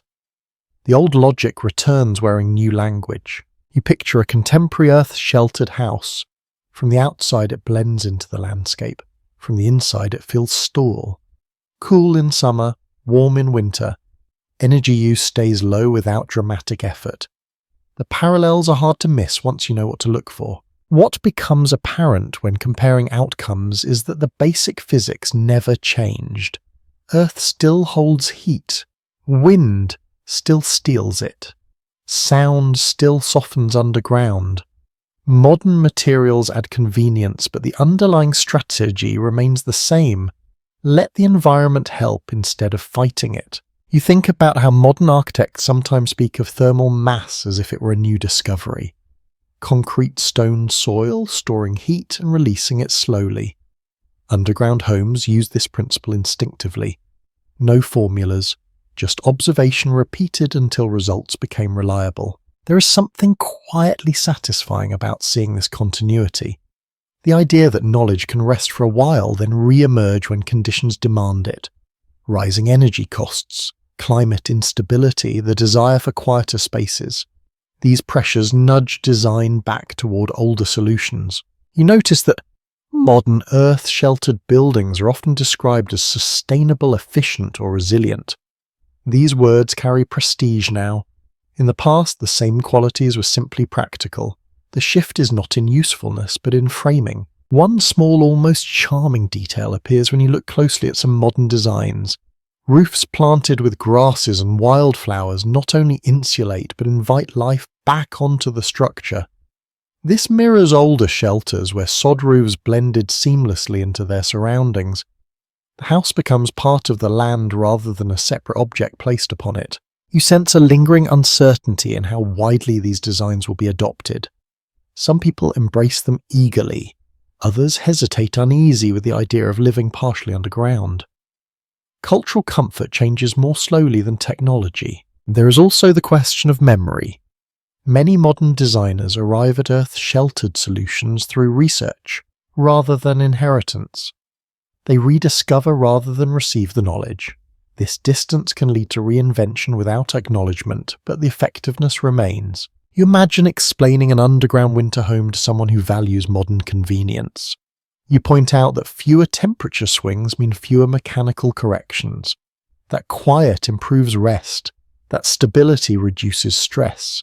Suddenly the idea feels less foreign. You notice how modern storm shelters and safe rooms often adopt underground placement without controversy. Safety makes the choice obvious. Protection from extreme weather legitimizes the design. What once seemed unconventional becomes sensible when framed through risk reduction. Another subtle connection appears in how modern builders emphasize integration with landscape, minimizing visual impact, preserving views, reducing exposure. These goals echo older practices where visibility was secondary to function. The land was not something to dominate visually, but something to work with. You think about sound again. Modern underground spaces often feel acoustically calm. Offices designed partially below ground report improved concentration. Homes feel more restful. Sound management becomes an unspoken benefit, much as it did in winter shelters. There remains some debate in contemporary circles about long-term psychological effects of underground living. Some argue lack of daylight could challenge mood. Others counter that careful design mitigates this through light wells and open interiors. The discussion echoes older concerns addressed through daily routines and seasonal movement. You imagine blending old and new approaches. Underground living for seasons that demand it. Surface living when light and warmth return, a flexibility rather than permanence. This seasonal adaptability feels especially relevant now as climate patterns grow less predictable. Another quiet parallel appears in modern energy-efficient homes that prioritize smaller, more intentional spaces. Fewer rooms to heat, lower ceilings, focused use. These choices mirror underground efficiency even when the building itself remains above ground. You notice how modern appreciation often arrives late.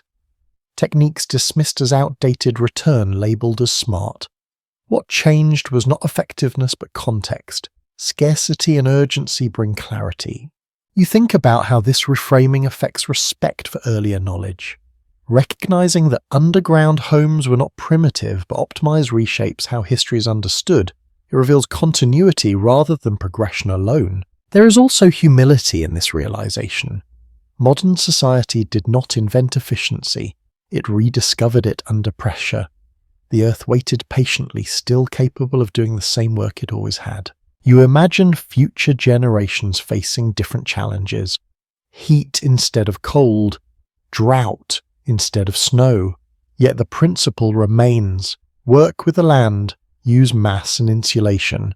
Slow down environmental extremes rather than chasing constant correction. Another small observation emerges when considering comfort. Many people report feeling safer in Earth-sheltered spaces during storms or extreme events. The weight overhead feels protective rather than threatening. This echoes the reassurance felt underground during winter centuries ago. You reflect on how design influences behavior. In calmer spaces, people move more slowly.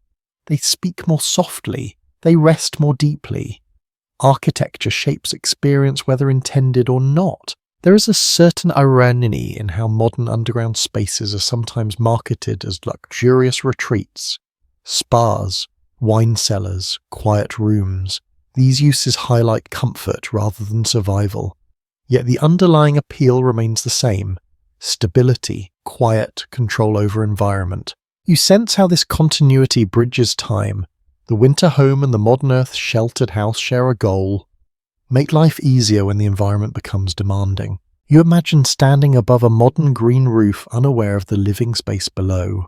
Grass waves, snow falls.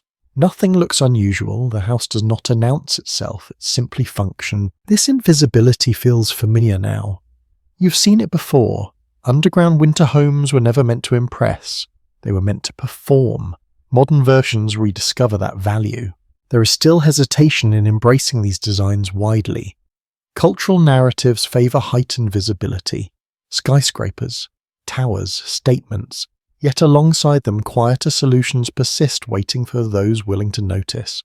You realize that underground homes did not fail history. History simply looked elsewhere for a time. Now attention returns. As you sit quietly with this thought, the underground space you imagine feels less like a relic and more like a teacher, not commanding, just demonstrating. The lesson is simple and persistent. When extremes press in, depth offers relief. When noise overwhelms, earth softens it. When energy drains, stability restores. The past did not vanish. It settled beneath the surface, waiting to be felt again. And as you drift toward rest, you carry that recognition with you. The ground has always known how to help.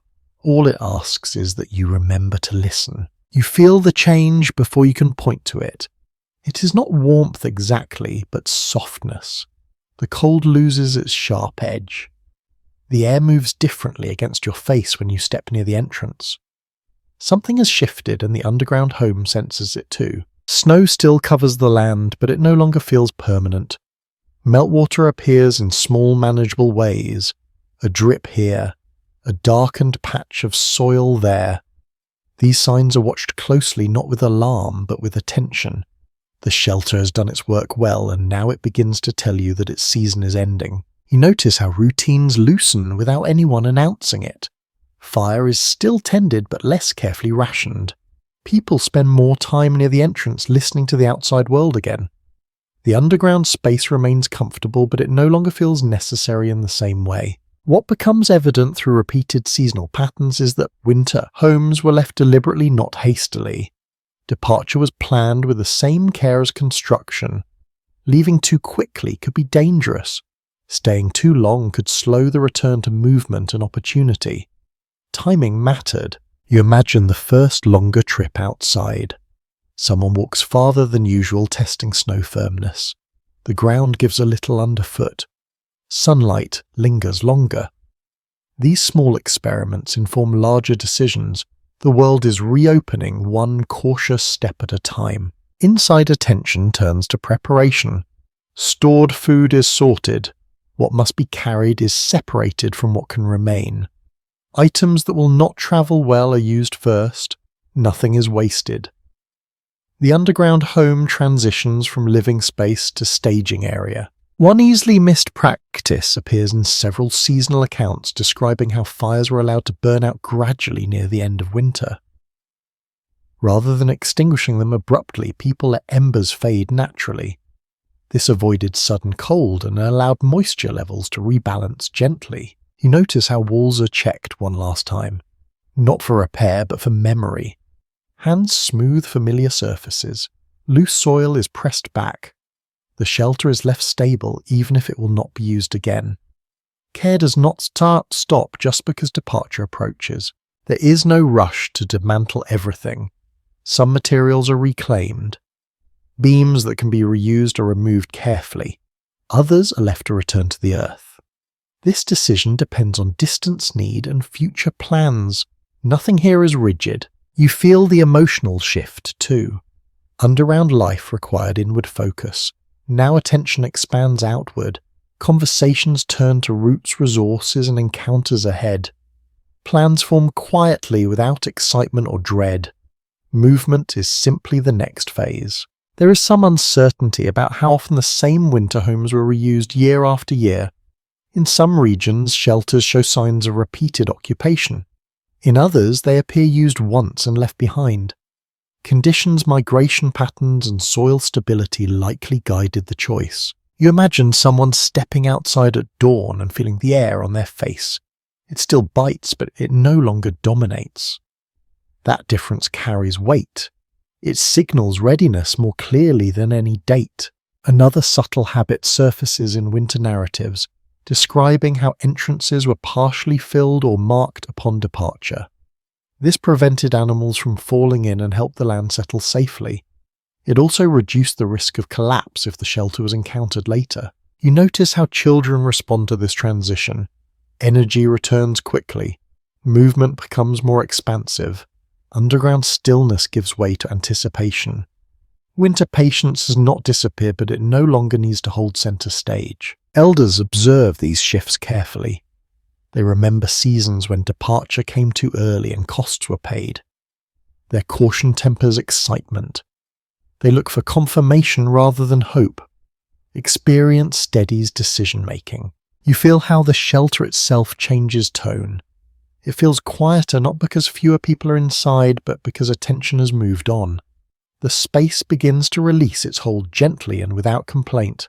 There is a moment when someone takes a final look around. No ceremony, just recognition. This space held warmth, breath, and safety. It deserves acknowledgement even if spoken only in action. Some interpretations suggest that leaving the underground home carried symbolic meaning, a kind of re-emergence that mirrored creation stories or seasonal cycles. Others see it as purely practical. Both perspectives may coexist. Meaning does not require formality to exist. You imagine walking away slowly, not turning back immediately. The land looks ordinary again. Nothing marks the shelter clearly. Yet you know what lies beneath. That knowledge changes how you see the ground. As days pass, snow retreats. Paths open. The underground home recedes into memory. It does not disappear entirely. It becomes a reference point. A reminder of how winter was managed successfully. Another small detail appears in accounts noting how people sometimes spoke of underground homes in the past tense, with affection rather than relief. They did not describe escape, they described completion. The shelter did its job. That was enough. You notice how movement feels different after winter underground. Muscles adjust. Eyes squint at light. Sounds feel sharper. The world feels larger. There is a brief disorientation that fades as surface life resumes. You reflect on how this careful departure contrasts with stories of sudden flight or collapse. Underground living encouraged planning even at the end. The transition was as thoughtful as the beginning. There is respect in how the shelter is left behind. No anger, no resentment, just gratitude and readiness to move on. The earth receives the structure back quietly. Some observers continue to discuss whether this cycle influenced broader ideas of impermanence and adaptability.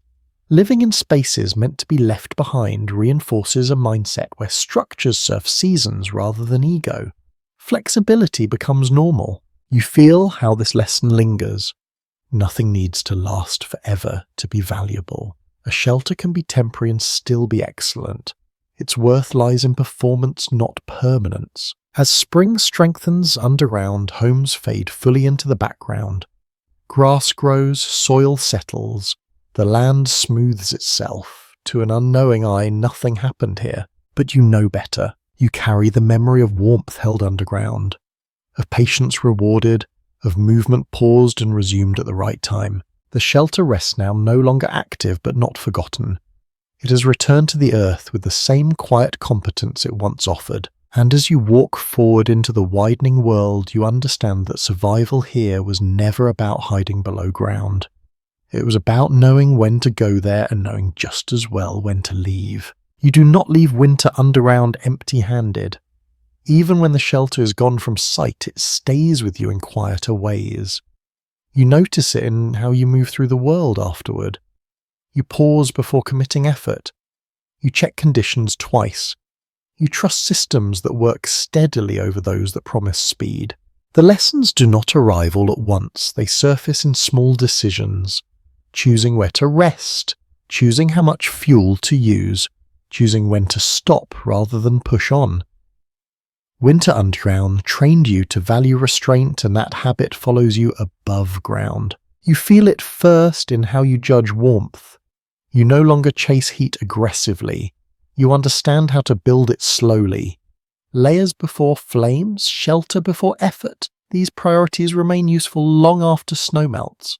People who lived through winters underground carried this thinking into other seasons. Camps were placed with wind in mind. Fires were kept smaller. Clothing was layered more thoughtfully. Knowledge learned under pressure proved versatile. What becomes evident when listening to later life accounts is that underground winters sharpened awareness rather than nulling it.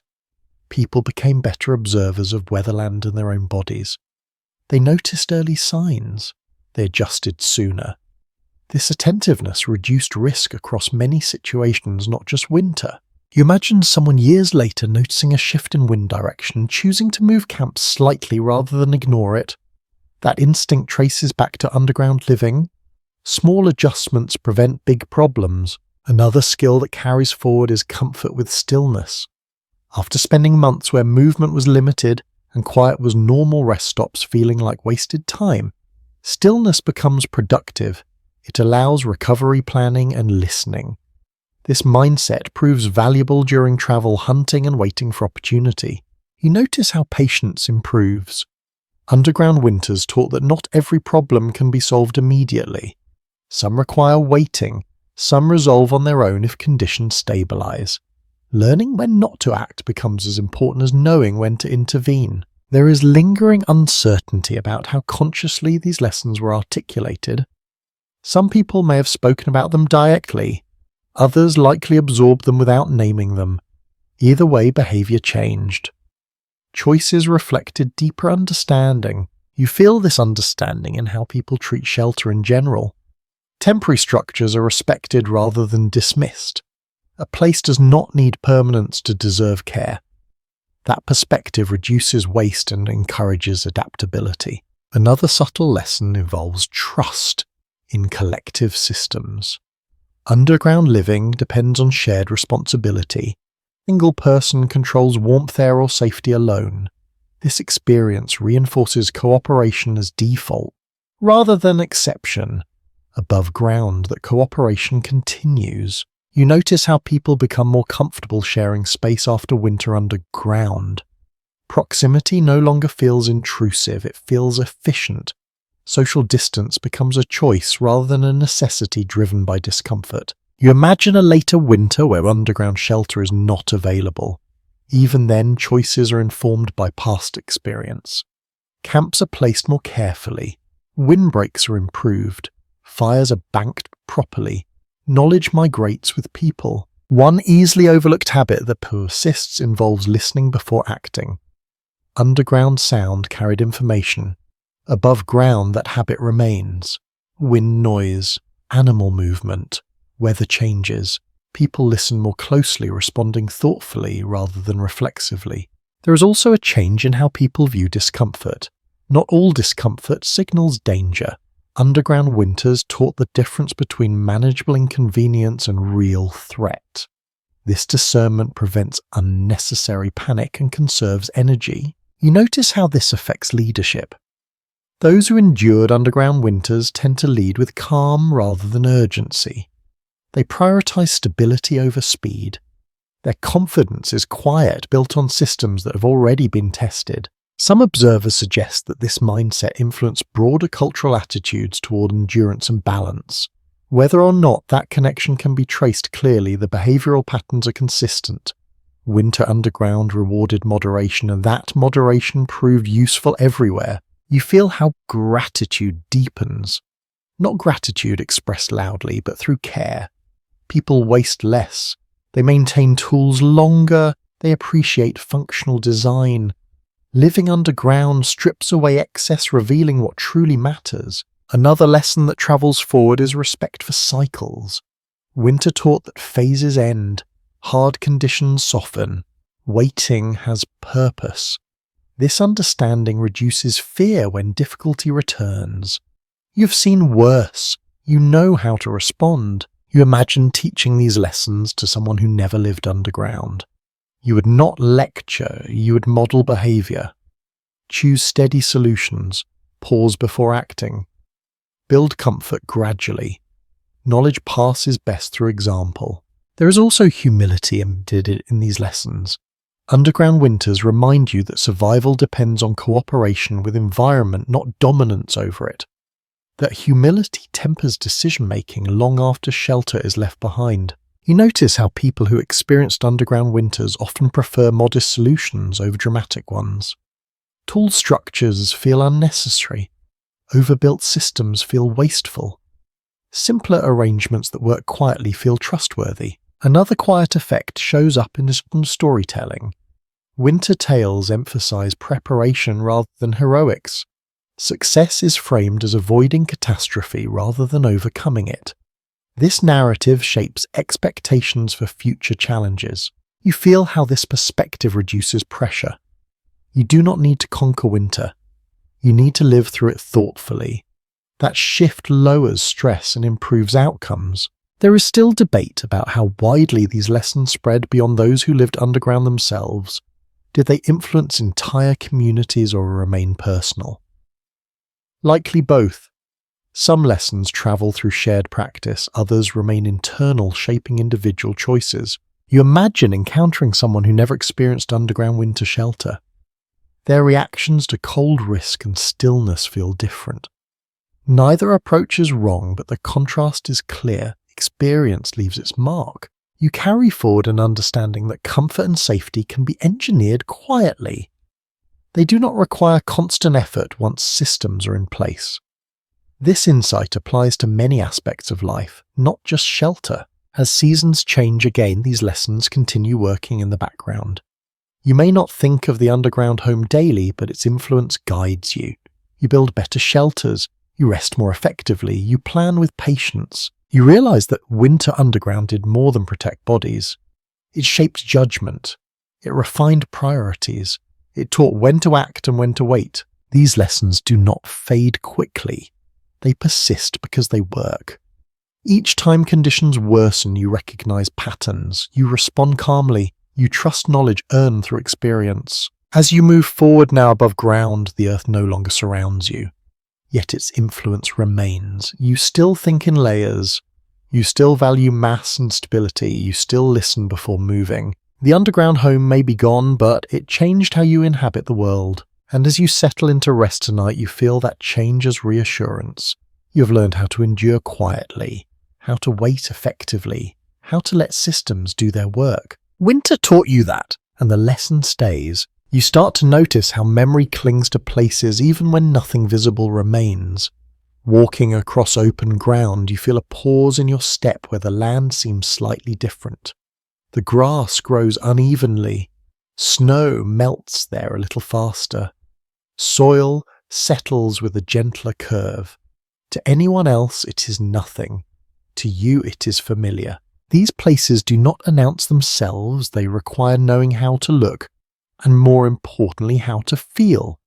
Underground winter homes leave behind impressions rather than monuments. The earth smooths itself, but it never fully forgets being shaped. You imagine returning years later to a former wintering area.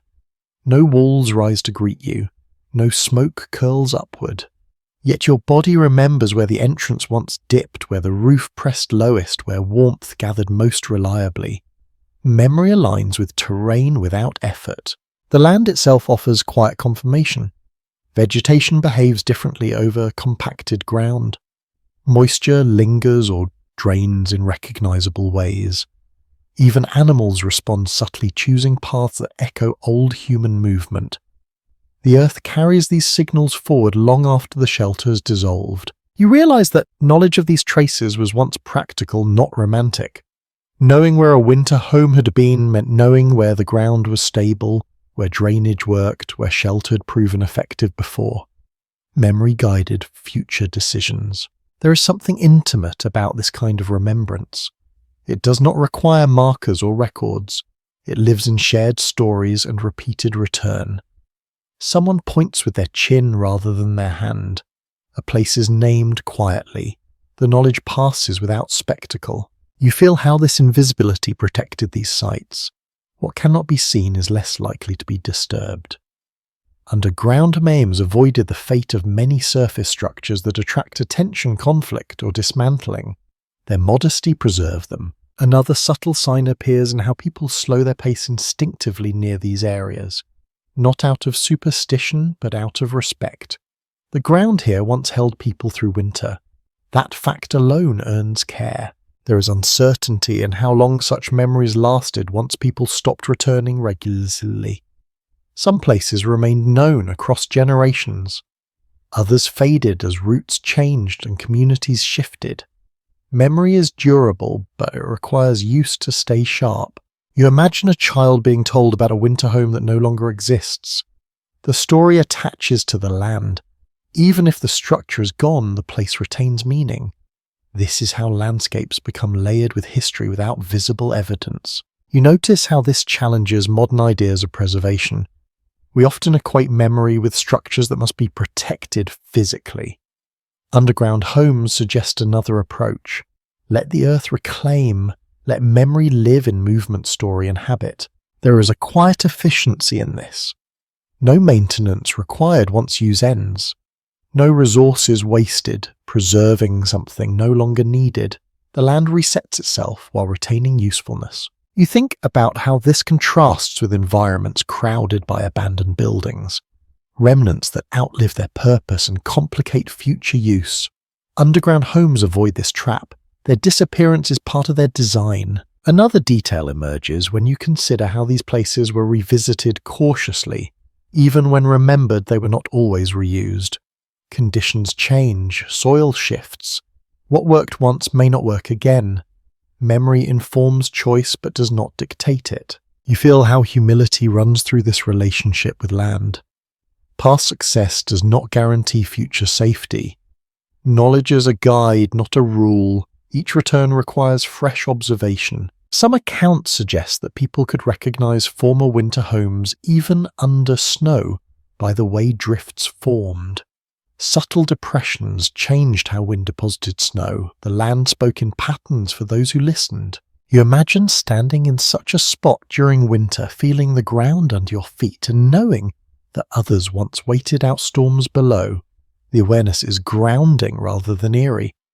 It connects you to a continuity of adaptation. You notice how these places become reference points in stories rather than destinations. Someone mentions surviving a winter there. Another recalls repairing a roof in that spot. The land becomes shorthand for experience. There is also a lesson here about impermanence. Structures do not need to last a matter. Impact does not require endurance. The winter home did its job, then stepped aside. You reflect on how this perspective shifts how you value places today. A location's worth lies in what it allows you to do safely, not in how long it stands. This understanding frees you from clinging to form. Another quiet observation from winter narratives describes how people sometimes avoided building new shelters directly atop old ones, not out of taboo but caution. The ground there had already been altered. Starting fresh nearby reduced risk.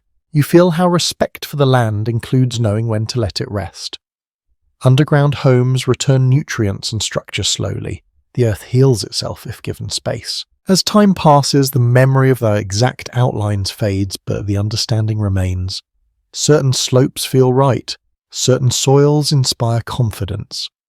This intuition is inherited, shaped by generations of interaction. You imagine modern hikers crossing such ground unaware of what lies beneath.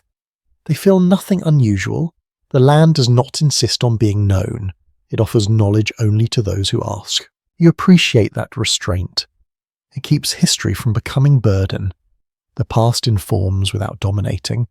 Winter homes teach through absence as much as presence. As evening settles in your imagination, you picture these hidden places resting quietly beneath grass and snow. No markers, no signs, just earth doing what it does best. The memory of warmth once held remains not as structure but as understanding carried forward. You realize that survival knowledge does not always need preservation in objects. It lives in patterns, instincts, and choices repeated over time. The underground home disappears physically, but it reshapes how people read the land forever. And as you lie back now, letting your thoughts soften, you sense that same quiet awareness settling in you. The ground remembers, you do too. What winter teaches does not arrive loudly. It does not announce itself as wisdom. It settles in quietly, the way cold once did, until it becomes part of how you think. Long after the underground home has returned to soil, its influence remains active, shaping decisions in ways you barely notice. You feel it in your tolerance for waiting. Situations that once demanded immediate action now invite pause instead. Underground life trained you to sit with uncertainty without rushing to resolve it. You learn that some problems worsen when pushed too quickly. Others dissolve on their own if conditions stabilize. You notice how this patience shows up in small choices. You wait for weather to pass before moving. You let materials acclimate before using them. You allow people time to adjust rather than forcing outcomes. These habits trace back to winter nights, where restraint preserved warmth and safety. There is also a deepened respect for limits. Underground living made boundaries visible. Air had limits, fuel had limits, space had limits. Rather than feeling constrained, you learn to work within those edges creatively. That mindset transfers easily to other challenges. You find yourself favouring steady systems over dramatic fixes. Solutions that operate quietly in the background feel more trustworthy than those that promise immediate results. This preference comes from experience. Underground reliability mattered more than speed. You also become more comfortable with simplicity. Winter stripped life down to essentials: heat, food, rest, care. Everything else was optional. That clarity remains. You recognize excess quickly now. You feel less attached to it. There is a subtle shift in how you measure success. Above ground success often looks like accumulation or expansion. Underground success looked like stability. Another uneventful night.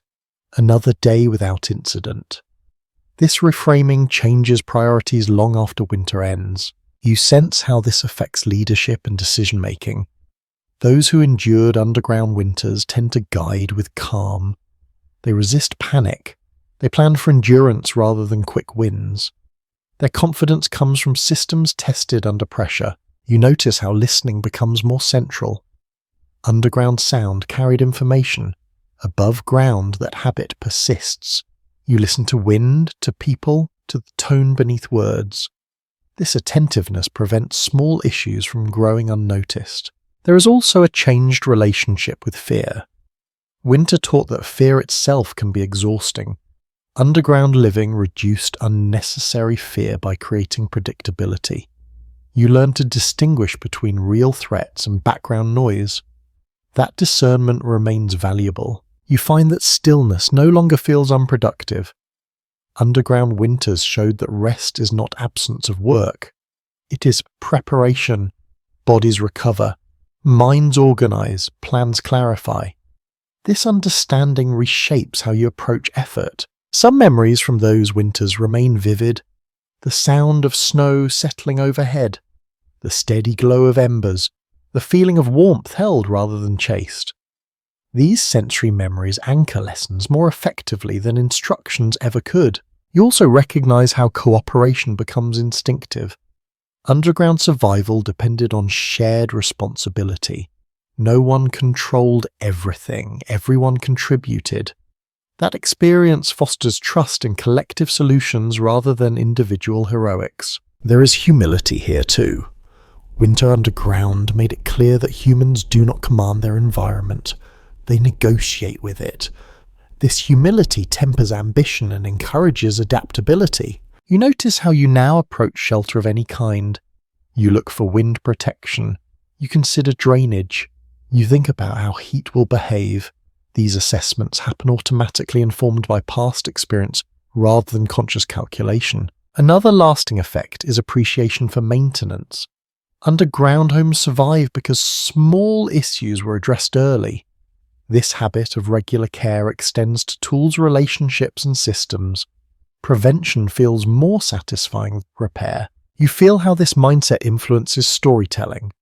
Tales of winter focus less on dramatic rescue and more on preparation and care. Success is framed as avoiding catastrophe rather than surviving it narrowly. This narrative shapes expectations for future challenges. There remains some uncertainty about how widely these lessons were shared, beyond those who experienced underground living directly. Some knowledge spread through community practice. Other insights remained personal, shaping individual behavior quietly. Both forms of transmission mattered. You imagine someone who never lived underground listening to your stories. They hear descriptions of stillness, patience, and care. The lessons may not fully register until tested by their own winter. Experience teaches differently than explanation. You also notice how gratitude deepens. Underground living highlighted how much effort goes into making comfort possible. Warmth felt earned, care felt intentional. This awareness fosters appreciation rather than entitlement. There is a change in how you view time. Winter taught that phases end. Hardship does not last forever. Waiting has purpose. This understanding reduces anxiety when conditions worsen again. You find yourself more attuned to cycles, seasons, energy levels, social rhythms, underground living. Aligned life with natural patterns rather than fighting them. That alignment feels sustainable. Another quiet lesson involves acceptance. Underground, not everything could be controlled. Weather happened, bodies aged, supplies fluctuated. Acceptance allowed focus on what could be managed. This balance between control and acceptance remains useful. You notice how this perspective softens judgment of others. People respond differently to pressure. Underground living taught patience with variation. Cooperation mattered more than conformity. You reflect on how many modern problems stem from ignoring limits. Overextension, excess consumption, constant urgency. Underground winters offered a different model, live within means. Adjust gradually. Let systems do their work. You feel how this model resonates beyond survival. It applies to work relationships and well-being. Stability outperforms intensity over time. There is also a sense of quiet confidence that emerges. Having endured winter underground, many challenges feel manageable. Not because they are easy, but because you trust your ability to adapt. You imagine facing another difficult season. The memory of underground warmth surfaces. You recall how patience worked, how care mattered, how systems held when maintained. That memory steadies you. As you sit with these reflections now, the lessons feel complete without being finished. They do not demand action. They inform it quietly when needed. The underground home may no longer exist as a place, but it remains as a way of thinking. One that values steadiness over speed, care over force, and cooperation over display. And as you drift toward rest, you sense that winter has given you something lasting. Not toughness, not endurance alone, but a calm understanding of how to live through difficulty, without letting it harden you. That understanding settles gently, ready to be used again when the world asks for it. You arrive at a quieter place now, not because the story has ended, but because it no longer needs to carry so much weight. The underground home has done its work. Winter has passed not dramatically but steadily, one ordinary day after another. What remains is a feeling rather than a structure. You notice how your body remembers before your mind does. The way you prefer warmth that builds slowly. The way sudden noise feels unnecessary. The way you trust calm systems more than urgent solutions. These preferences did not come from theory. They came from living inside the earth when the world above was at its harshest. You think back to the first nights underground when every sound felt important and every sensation demanded interpretation. That vigilance softened over time. It did not disappear, it matured. You learned which signals mattered and which could be ignored. That discernment is one of winter's quiet gifts. There is a sense of completion now. Not relief exactly. Relief implies escape. What you feel instead is acknowledgement. The underground home asked for attention, patience, and care, and it gave warmth, safety, and steadiness in return. The exchange feels fair. You realize how much trust was involved. Trust in the land, trust in shared knowledge, trust in routines refined over generations. That trust replaced fear. It allowed rest. It allowed life to continue without constant alarm. You notice how often people misunderstand this kind of survival. They imagine struggle as constant effort. They imagine danger as loud. Underground winter living shows another version. Survival as quiet maintenance. Danger managed early. Effort applied where it matters and withheld where it does not. You feel gratitude now not only for the shelter but for the mindset it cultivated. The understanding that comfort can be engineered thoughtfully. That hardship does not require heroics to be endured. That stillness can be protective rather than empty. The underground home does not linger as an image. It lingers as a pattern. Build before you need. Listen before you act. Adjust gently rather than forcefully. Share responsibility. Respect limits. These patterns remain useful long after snow melts. You think about how many lives were carried through winter this way. Not by conquering cold, but by stepping aside from it. By letting the earth absorb what bodies could not. By choosing depth over exposure. There is something profoundly calming in that idea. That the world offers help if you meet it on its own terms. That shelter does not need to dominate the landscape to be effective. That invisibility can be strength. You imagine the underground homes now, all of them resting quietly beneath fields, plains, riverbanks and hills. No markers, no monuments, just earth returned to itself holding the memory of warmth it once protected. You sense how this story does not ask to be admired. It asks to be understood. Underground winter homes were not curiosities, they were solutions, elegant ones, and elegance does not always announce itself. As your thoughts slow, the story loosens its grip. There is nothing more you need to remember actively. The lessons settle where they belong beneath the surface, ready to rise when conditions demand them. The fire dims in your imagination. Embers glow softly. Breath evens out. The weight of earth above feels reassuring rather than heavy. You are safe here. Here. And now, as promised, the story winds down gently. Wind down. The pacing slows further now. Words stretch out. Thoughts soften. The edges. You no longer need to hold images sharply. They can blur and drift the way snow once blurred the world above the shelter. You picture the underground space empty, calm, returned fully to earth. No voices, no movement, just quiet soil resting after its long work. The ground is patient, it always has been. Your breathing finds an easy rhythm in, out, nothing to manage, nothing to solve. The story has carried you as far as it needs to tonight. Winter is no longer something pressing against you. It has become distant, manageable, remembered rather than immediate. The earth has taken the worst of it and what remains is calm. If your mind wanders now, that is fine.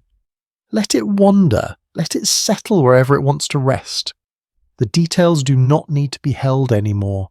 They have already done their job. You're allowed to be still. You're allowed to drift. The underground home does not ask anything else of you. It has given what it can, and now it releases you gently the way spring releases the land. So let your thoughts slow. Let your body rest. Let the quiet hold you for a while longer. Sweet dreams.